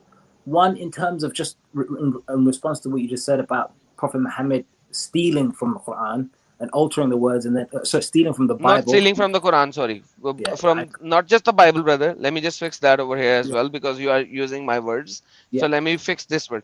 yeah. Muhammad not only stole with from Oh, the Bible you cut off. Yeah. and changed it, he also stole from the Ginza Rabba, which is the book of the Sabi'in. He also stole from the Zoroastrian book called Adra Vedra. So he also stole from certain things from other Babylonian theology. If you want to see where Muhammad stole from certain things, you are more than welcome to join my stream at a later time, and I will show you. I have done that in my channel, but I will show you on which things Muhammad stole from which. For example, the Pule Serat, the bridge of Serat, chapter number 19, verse number 79 to 82. The Pul Sirat is stolen from Adra Vedra. Surah Isra, ayah number 1 is stolen from Azra Vedra. In the Bukhari hadith, where Muhammad goes to the seven heavens and knocks at the door, is from Azra Vedra. And then a lot of things from the Bible, and then he twisted them in his manner. So yeah, I can do that. So it's not just the Bible. So let me just fix that. When we were talking about, in the context of what we were talking about, I was talking about the biblical stealing. Okay, sure. Yeah. So I personally don't think it's true. I think something can be revealed to Allah, and so Allah can reveal something to His prophets and then send it down from so on and so on. So it may be referenced in previous books and previous chapters and previous civilizations, and then come through to the prophet. One example could be that the Bible refers to, I think, the person that Joseph is under as Pharaoh, and the Quran refers to him as a king, and from what I hear, a distinction being there where the Bible may have got it wrong and the Quran would have got it right.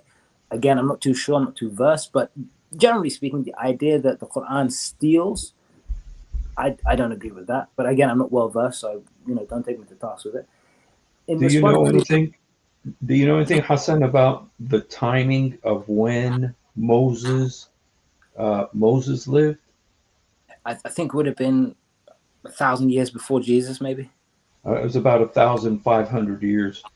And do you know that in the Quran, the mother of Jesus, she's the only woman named in the Quran is Miriam. Yeah, that she is the sister of Moses in the Quran. I haven't seen that verse, but it may be a figure. There's actually 3 verses. Yeah, Ukhta Harun. She's called sister of Aaron, Ukhta Harun. She's called Bint Amran, daughter of Amran. Amran is Moses' father. And in another, she's called the daughter of Moses' mother. And so 3 times that you see, because Moses did have a sister named Miriam. Okay, Miriam was the sister of Moses, but Muhammad heard from the Jews that Moses had a sister named Miriam, and he heard from the Christians that Jesus's mother's name is Miriam, and he thought they were the same person. And so in the Quran, at least 3 times, Mary, the mother of Jesus, is said to be the sister of Moses, even though there's 1,500 years between them. I'd have to look into it. A part of me would Brother Hassan, everything that we tell you, you said you have to look into this. Yes. Tell me something. Yeah. Okay, do me a favor. Sure. Can you tell me what thing that I show you from the Quran now that is going to shake your faith? Nothing. So with that being said, that like no matter what we show you from the Quran that is wrong, it's not going to shake your faith because you are following it blindly. So how about this? If you can come to Hussein and go and tell him, hey, if you show this from the Quran, if you show this kind of a mistake in the Quran, that is going to shake my faith. I'm willing to have a discussion with you on that topic. I'm challenging you. I'll prove it that this thing is in the Quran and it is incorrect, either scientifically, mathematically, or historically, and I'll prove it. So with that being said, you need to bring me something that says that if you show me this issue in the Quran, this is not from Allah.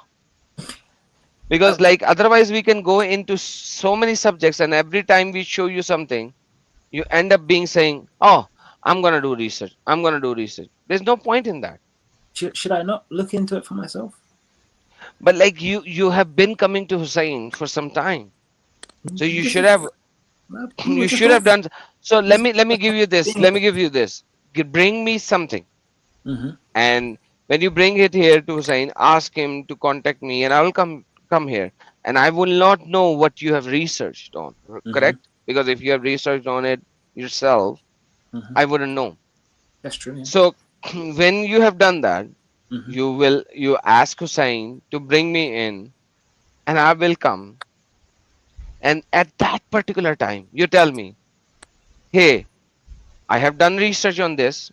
If you prove this incorrect in the Quran, historically or scientifically or mathematically, and if you show me this is going to shake my faith,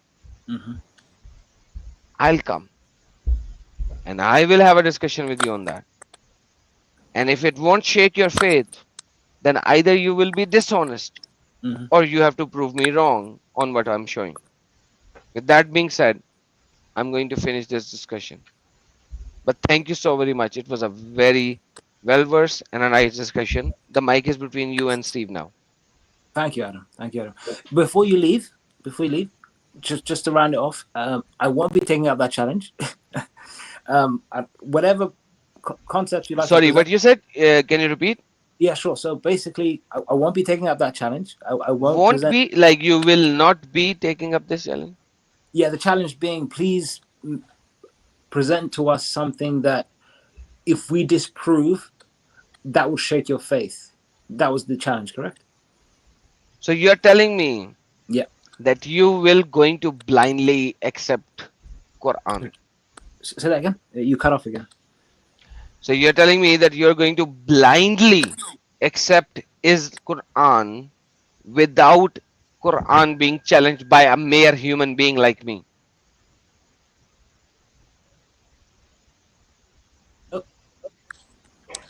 Can you hear me? I can hear you. I can hear you now. Can you hear me? I can Let hear me you now. repeat. Okay. So you are telling me that Quran Yeah. cannot even accept a challenge of a mere human being like me. I'm not saying that. I'm saying Exactly. you That's present. exactly what you are saying. That's Because it. if I am challenging Quran and Yeah. I'm asking you to do Yeah. research Yeah. and come back to me after whenever you're ready, 1 week, 2 weeks, 4 weeks, 5 weeks, 1 month, Mm-hmm. and you are telling me that you cannot do that, it means Quran cannot stand against a mere human being. No, that's not true. That I'm is just true, one brother. guy. What I was planning to do was to take on what you guys have said, because I'm not going to ignore what you've said in this live. I will definitely look into it, and I appreciate the effort that you put in presenting evidence for your arguments, which you have, which is quite fair of you. And I'll just go from there. I mean, I'm just one guy, some random guy in the comment section. Quick review, Brother, movie every review. single guy in the comment sector matters to me. Every single guy. I, Why? appre- I appreciate it, and you've done Why? enough. You've done more than enough because you want to spread the So message of Jesus. You for want people to. me, because I was once a follower of Muhammad. Mhm, I was. mhm. It's not a follower of Allah. I was follower of Muhammad. You are not follower of Allah. You are follower of Muhammad. Allah never That's not said nice. anything. I'm a Anything. follower of Allah. That's not nice. No, no, you're follower of Muhammad. Can you tell me anything that Allah said that was not said by Muhammad? Well, that's the same thing. Whoever Never. wants to come to Perfect. the Father So must go. never, brother. Whoever must go He through the was Father. God, brother. Hello, hello. There's a difference. Whoever He wants to said the Father must he go through claimed the to be Son. God. We Yeah, believe him to be God. You don't believe Muhammad to be God. That's a difference. I don't. Yeah. That's a difference. Having said that, I So just want when to you say. say, when you use this verse, Yeah. we believe as a Christian, Yeah. when you bring up this verse, whoever has seen me has seen the Father, Yeah. we believe Jesus to be God because of this verse as well. As well. So there's so many other verses, but this is as well. Mhm. But when you say Muhammad is just a human being, and you agree that he was just a human being, Yeah. Flesh just and blood. like any other human beings, Flesh and blood. The okay? prophet. The prophet. The flesh and blood. Prophet is just a messenger. It's nothing. Prophet is a messenger who gives message of somebody. So there's no evidence of Allah saying anything. We believe Yeah. as a Christian, when Yeah. Jesus said certain things, he was saying it as God incarnated as a human being. If God incarnated. if you were at the time of Moses, would you not follow Moses? I would have done that, but Moses, for okay, do me a favor. Read Yeah. Exodus chapter number 19 and chapter number 20. Mm-hmm. The Okay. people at the time of Moses went to Moses and said, "We don't believe you. Yeah. We want to Quite, speak with God by directly." quite And then rebellious. Moses went to God and he said, "Okay, my people are saying the same thing. Mm-hmm. Will you speak with them?" And when you read Exodus chapter number 19, the last few verses, and then chapter number 20, the first few verses, God spoke and they heard God audibly. And then they were like, "Okay, Moses, we understand, we agree. Now you speak with God and you bring us the stuff." Now, can you tell me any single human being who heard God audibly? I don't know any myself Perfect. personally, So now, but coming back to the same point, Moses' time went off. Then Isaiah time came, and Isaiah said, "There is one who's coming, the whose who is going to be Emmanuel, which means God with us, who is going to pay, and there will be a guy who's going to pave the way of the God. And then he appeared and he said, and people started worshipping him. Do you know how many people worshipped him?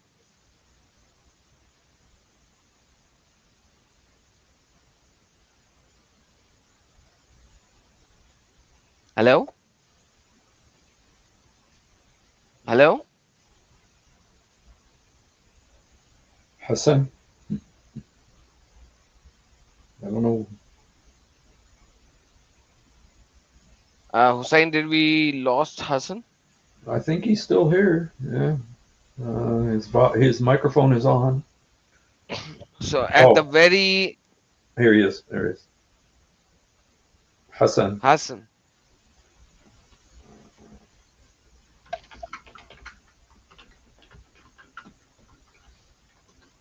Hassan.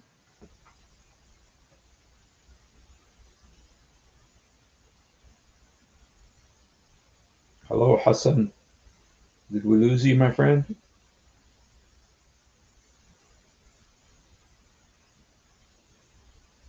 We can't hear you, Hassan. I don't know if maybe your microphone went off or something or disconnected.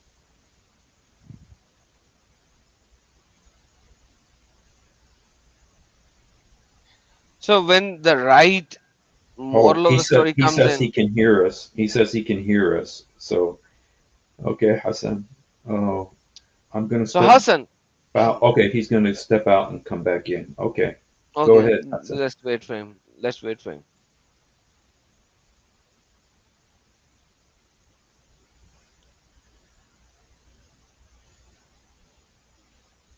All right, let's speak with some people in the live chat. We have some other Muslims here too. We have one who told me that there's only one Quran. His NW. He says there's only one Uh, Quran, and unlike Christians, Muslims only have one Quran.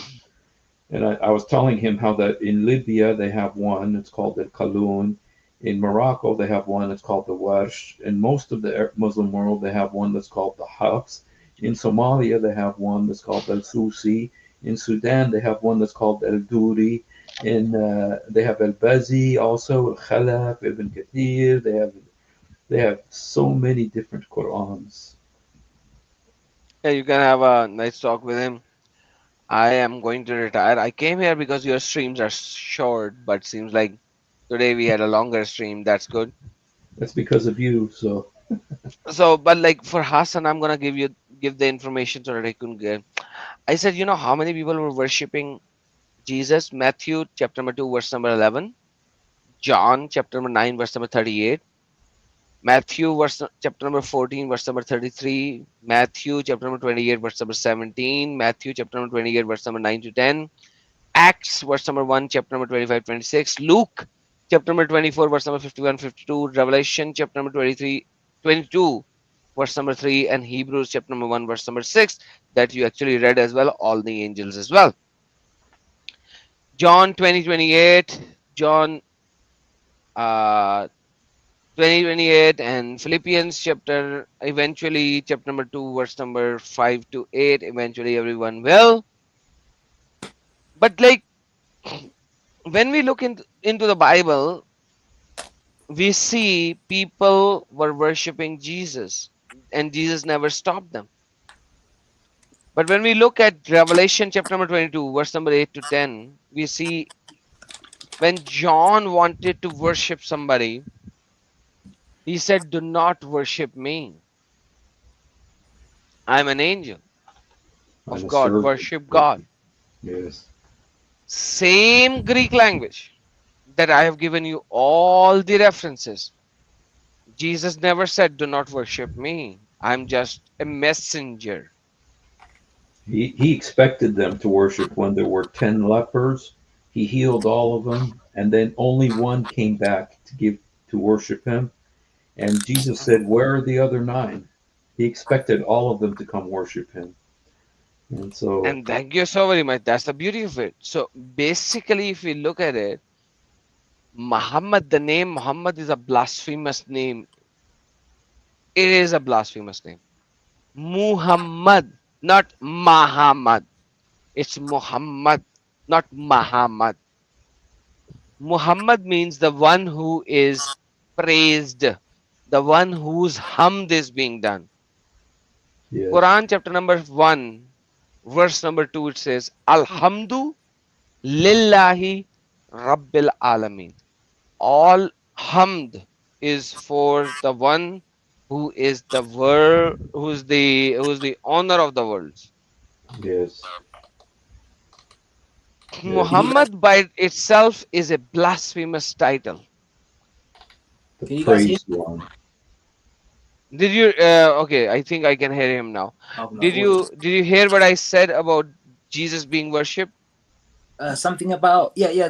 You mentioned, well, I had to go out and come back in. You mentioned a few verses, and then you said many worshipped him, or something along those lines, or yeah, I heard it briefly. But I just came back into, it's rude to leave without saying goodbye. I've been here for quite a while. My audio cut off because I actually got a phone call, and then that interrupted my whole, because I'm using my phone. Thank you very much for having me, guys. Can I round off and make my point, and then just take whatever and just leave the stream? Go I ahead. think we Hassan. should have a second discussion, because if you round up now, Yeah. it will be like you don't want to come up because the discussion never ended. So I would rather request you to come up again, and In the future, because I have a lot more to discuss with you. I'll subscribe, and I'll be in the comment section. But that's about it. Perfect. My channel is Adam Seeker as well. Okay. Go to Adam Seeker and subscribe there. Adam, And so same as your title, Adam Seeker. Okay. yes, sir, that's my English channel. My Urdu channel is Adam Seeker Urdu. But like, subscribe to my English channel. You won't comprehend Urdu because you are not from there. Yeah. So, Okay. so subscribe there as well. And whenever I go live, join in. I haven't been regular in my English channel, but Yeah. now I will be again. Fair enough. And but like anytime, Hussein, if you want me to come up when Hussein is doing a live stream, Hussein can contact me in many different manners. Yeah. So let him know. And I need to have multiple other talks with you, because at the end of the day, I like people who Yeah. are honest and who wants to have a reasonable discussion. Would you And say honest? sorry, Would you say I'm honest? at least 80%, and which is far more than any other Muslim. Why not 100? I haven't been dishonest. Not yet, not yet, not yet. In the future, yes, yeah, I think you will be, because 80 certain is a good times start. I said certain things Yeah. because I don't feel them you being honest at those times, and I already said that I'm a guy who just says things Yes. whenever, wherever, right? Yeah. You might think that I'm rude, but You're being honest. I believe there are certain things that a Muslim has to know and should know. And This is when true. they say, This is true. "Oh, we don't know," and I was like, "You are not being honest with me." Fair enough. I hope I wasn't. That wasn't my intention, but I hope I didn't come off that way. But 80% is a good place to start, I guess. From Perfect. there. Yeah, that's why I like you. I just wanted to round off. Thank you very much for having me on. I wish I was more knowledgeable. I wish I gave a better performance, but I just didn't want to be in the chat just typing away. And when you guys give me the open invitation, the polite thing would be to take it or to stop typing. So I thought, well, let me step in. Thank you for having me. I did want to respond to the in terms of using the Quran in comparison to the Bible, Muhammad as an example, Jesus as an example. Although I don't think they have the same. They have a similar message, the one true God, and so on and so on, and inclined towards good moral conduct than anything else. But in response to that chapter that was read But out, both of them have different morals. for different people, Moses, as you said, the Pharisees asked him, why is divorce permissible? And he said, your hearts were hardened at the time. But Hassan, Yeah. Hassan, morals aren't based on who, where, who, what, or where. Morals are based in God's character, and God doesn't change from one country to another. He's the same. and he doesn't change from one time to another. His word is eternal because he is eternal. He is infinite. He is everywhere. And so, that thing that you said, Mhm. it doesn't really apply to God because he's eternal and infinite, omniscient, omnipresent. All knowing. And so, yes, and so he doesn't change from one country to another or I one do. group of So people with to another. I with agree with you. I agree with you. to He never. add So, to Hussein's point, yeah. when God already said that it was because of the harden of your heart, Yeah. at that time it was like allowed, he never stopped it. Just like you gave the example of alcohol, Uh-huh. he never stopped it. But when at the time of Jesus, he said that was the time when it was there because your hearts were hardened, God never stopped it. Hmm. Then Jesus stopped it. If Jesus stopped it, what make Muhammad go back to Moses? A new time, a new Sharia, a religion for everyone. You know that would be No, my. no, no, no, no, no, no, no. I don't want to go into the Listen weeds to again. what Muhammad said. I want Listen to. to what Hussein said. Listen Adam, to what Hussein said. Adam, God does not change. No, no, no, no, no, I'm no. just, We have I'm to, just we have to, jack you have to on. listen before you say something. You have to Yeah, listen to the context. Steve just told you God never changes. I agree with him. So there was a time Yep. when God never stopped it. Listen to the sentence what Hussein said. Yep. God never changes. Yep. God never changes. Okay. I agree. There was a time when he did not stop this act of Yep. divorcing women. Yep. Did not stop it intentionally.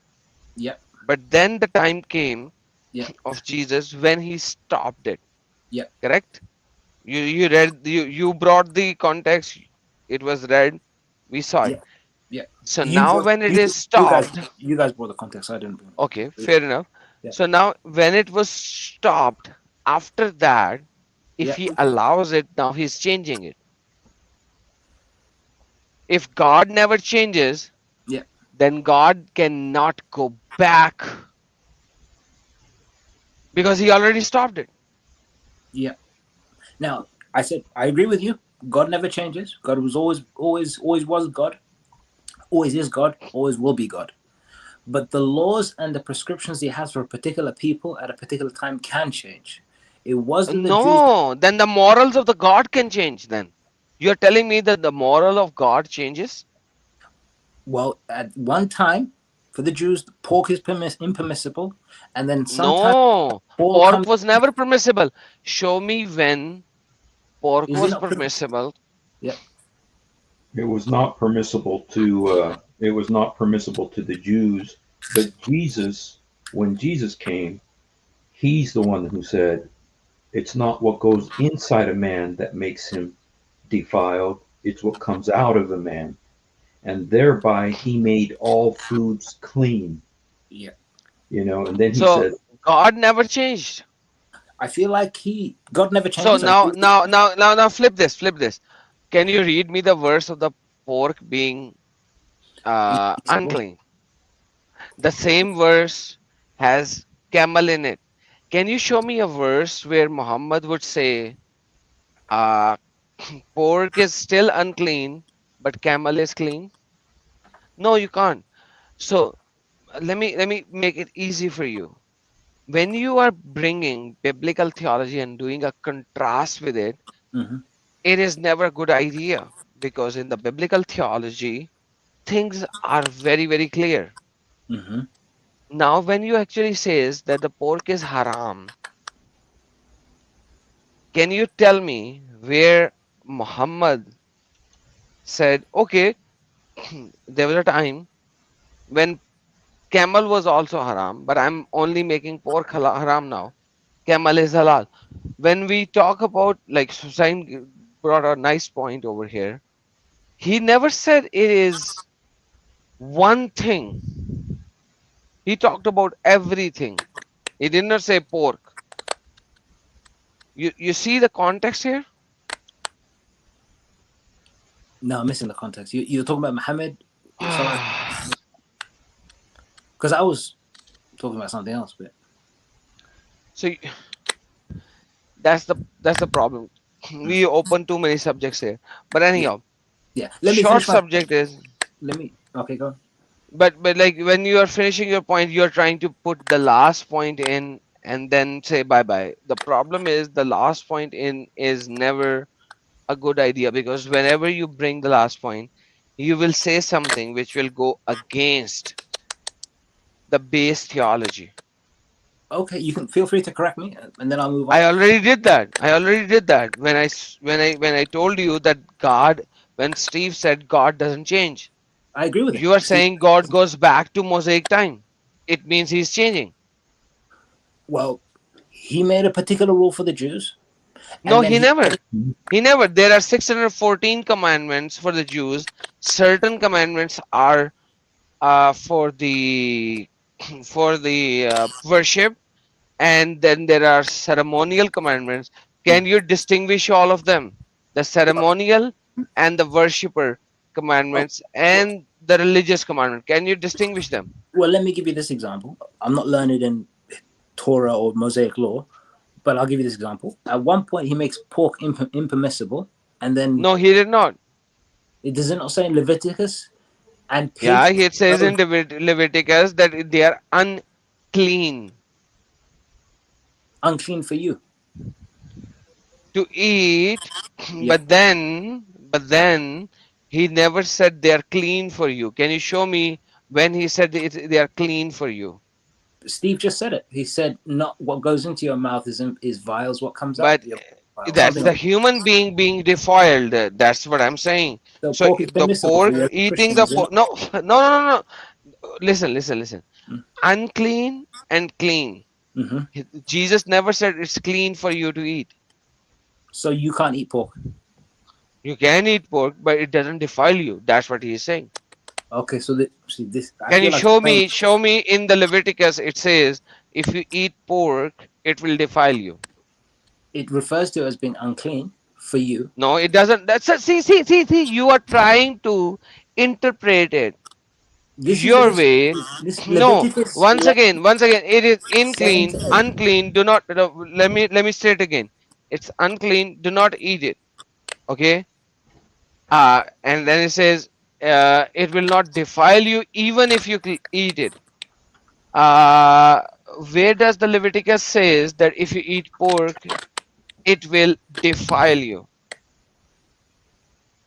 It says not to eat it. That's all I'm saying. They can't eat it, and they still don't. The No, it Lord doesn't said say it does not say do not eat it. It says they're unclean for you. That's why do not eat it. So what does unclean means? The problem with you is you yeah. don't understand the theology, my friend. Okay, I'll round it off and I'll make my point. God never changes. So even as a Christian, Yeah. it is not recommended you to eat it. Yeah. It is allowed because it will not defile you. Yeah. You see the difference? If you don't see the difference, there's a lot of things. So for example, Yeah. there are so let me give you the example from Islam. Yeah. There are certain things that are called haram. Yeah. Then Makruh. there are certain things that are called makruh. Mm-hmm. For example, shrimps. According to 95% of the Muslim Ummah, Doesn't it be? shrimps are makruh. Yes. So, Sure. can you eat shrimp? Yeah, but it's not recommended. Perfect. But it is not. Thank you so very much. That's exactly what I'm saying. When God was saying in the Leviticus versus when Jesus was saying, Mm-hmm. so there is a third context there. And I've been trying to explain it to you, but thank you for for exampling, giving me the example. But the problem with Muhammad is Yeah. he went back and said pork is haram. He did not call it makruh. He said it haram. Forbidden. Yeah. Whereas camel is still not just makruh, but actually halal. So in Islam, And delicious. God changed its point of view. So did Christianity. No, it doesn't. Prove it to me. Where does Jesus says that pork is halal? Is Jesus the God of the Bible? Jesus is the God of the Bible, yes. He made it forbidden for the Jews to eat pork, He and then never. What? he Yeah, changed. come on, man. Why can't you understand the fact? I'm literally reading Leviticus now. He never said. Okay, listen. I've said that again and again. I know. Did Jesus said that it is forbidden before? Now I'm making it not forbidden for everyone. If you believe Jesus is the God of the Bible, then yes. Once again, in the Old Testament, did Jesus said? Let's assume in the Old Yes. Testament, did Jesus said it is haram for you? Yes. Okay. In the New Testament, did he say it is halal for you? Yes. Okay. Show me these two sentences. So, Steve, I'm quoting Steve here because, and I'm sure he was correct. He said, "It's not what goes in you that defiles you, but what comes Did out he of you." said it is Meaning, halal for you? what is it? Is it Did he haram say, to eat? brother? I There's haram. that's why I've been telling you again and again and again and again. Yeah, Is like shrimps halal or haram? Just tell makruh. me. So From the knowledge you've given me, it's haram. okay. So where is the makruh thing? What are the makruh things? It would be, in this example you gave, it would be shellfish.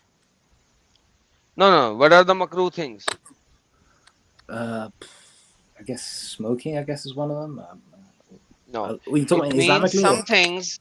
It Yeah, not it recommended. means it means some things Yeah, which are not recommended, yeah, but they are not going to destroy you, defile you. and not forbidden. They're not going to defile you.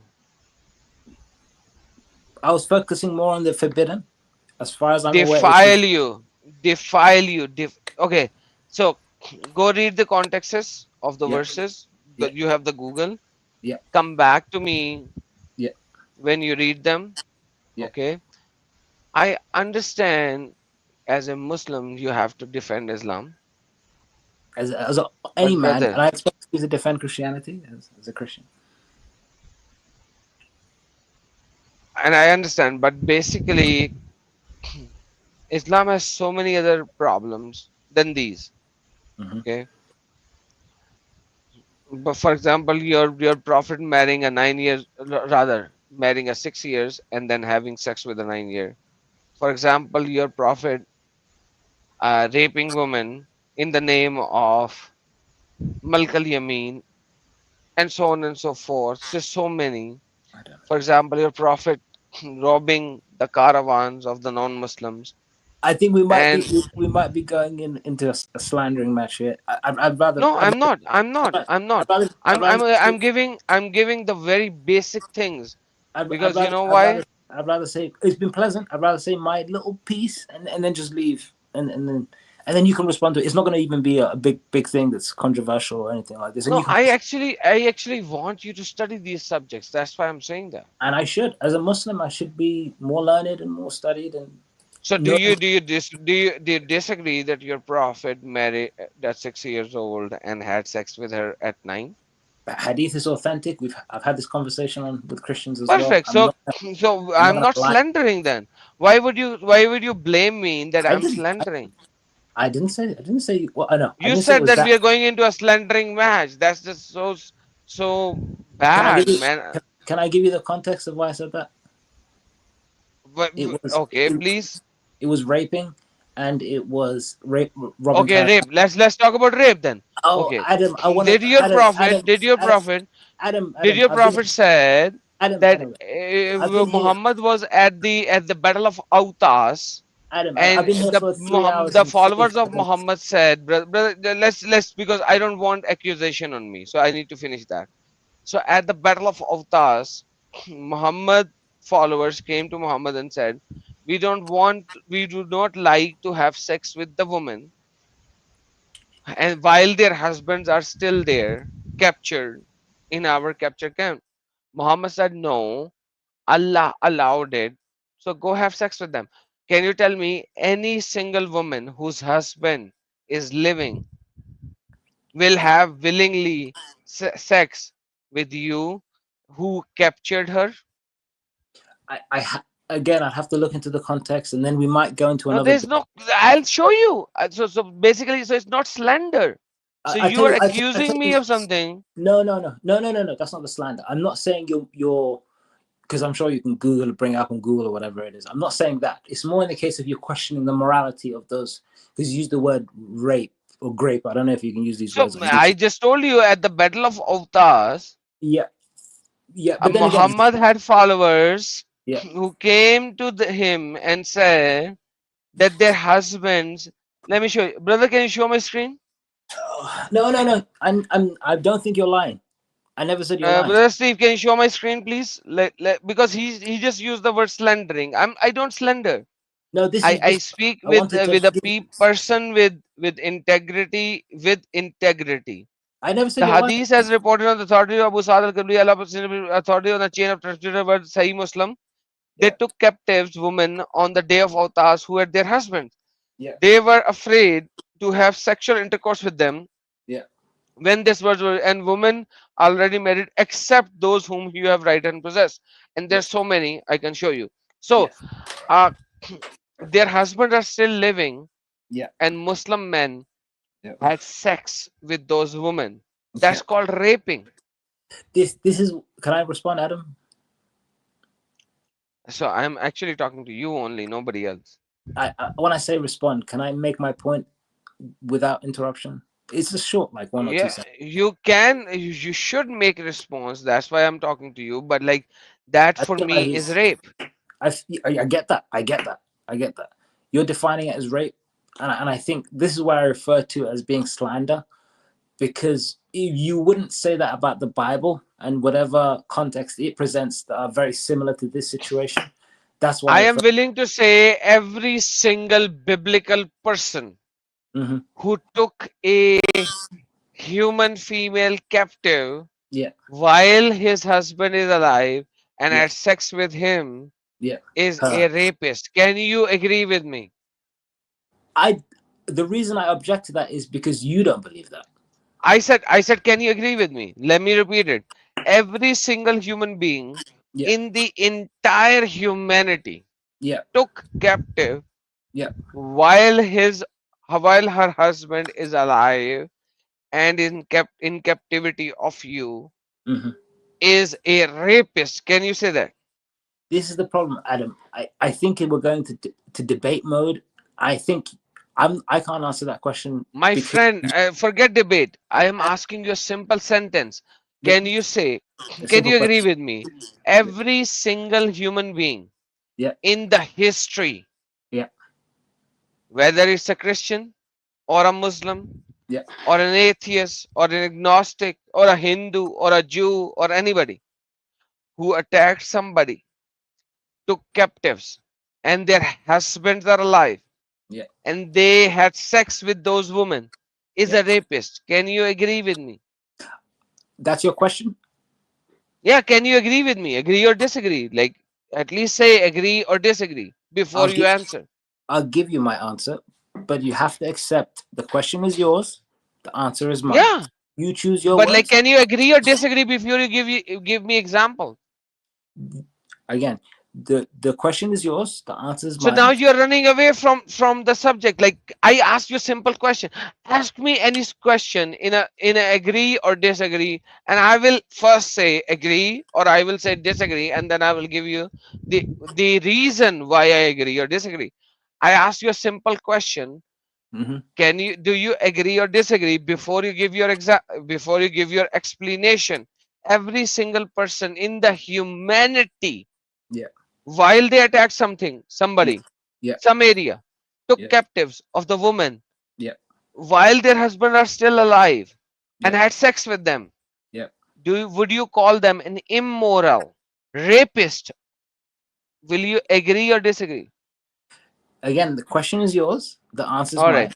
I'd End like of discussion. So it means you are not even willing to say that you disagree. So, brother, if you are not willing to be honest, I that am if being I honest. attack, and I'm going to use it a very personal message, if I Okay. attack your house or your area or your town Yeah. and take captive of your wife or your sister Hmm. while her husband is alive and have sex with her is immoral, is disgusting, is raping, then brother, how can I talk with you when you are this dishonest? Because we're civilized human beings. You listen to me, I listen to you.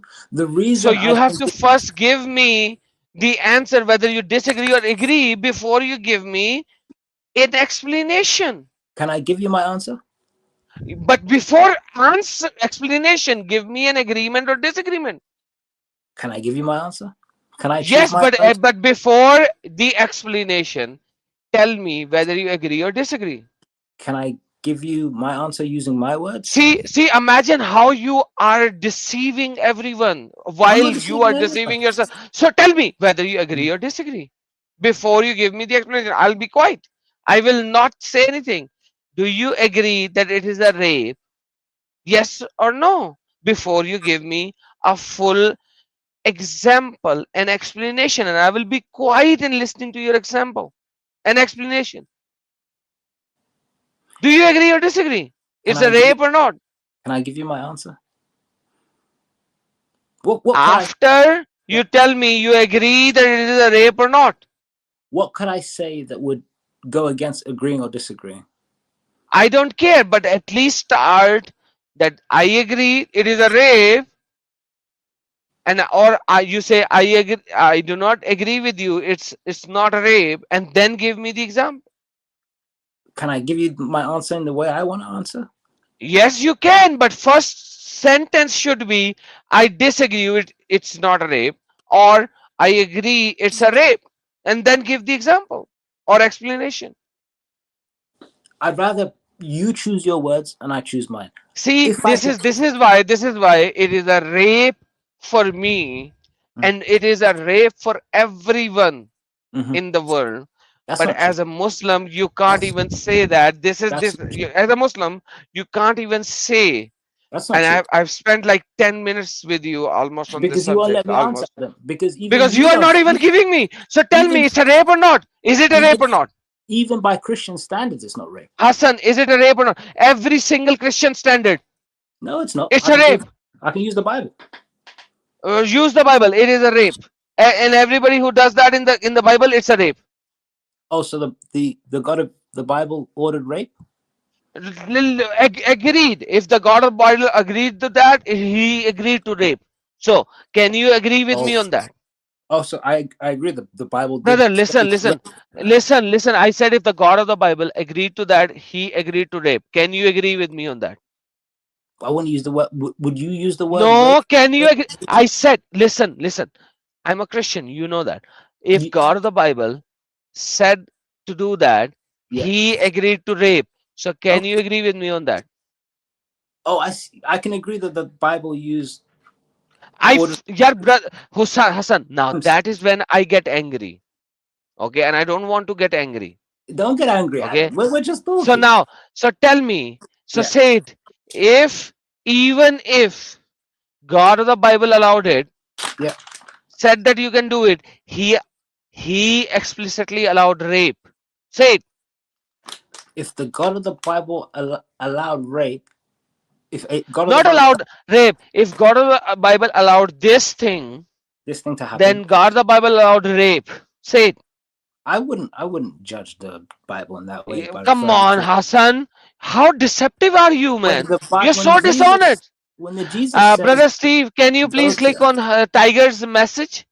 who's Very Tiger? typical Abdul dishonest. Can you please click on that? Thank you. That's So not this is nice. what it is. I said Abdul's a if derogatory term. you It's you not nice. said you said Tiger's not nice. this is in the God of the if God, I am telling you, if God of the Bible allowed this, then he allowed rape. Say it. I wouldn't judge the God of the Bible like that. I You wouldn't are say not you are not imagine how deceptive you are. I'm not. My discussion ended with you over here, my friend. If Steve wants to do that, he is more than welcome. But Adam, we were having this is the time, this is the location yeah. where I would say thank you so much for being here. Thank you, Thanks Adam. for a nice discussion. I exposed you and your Allah fully. Discussion Adam, ended. we've been nice. Adam, Steve, are you here, brother? he's still there, I think. Mr. Steve, Yes, I'm here. Yes.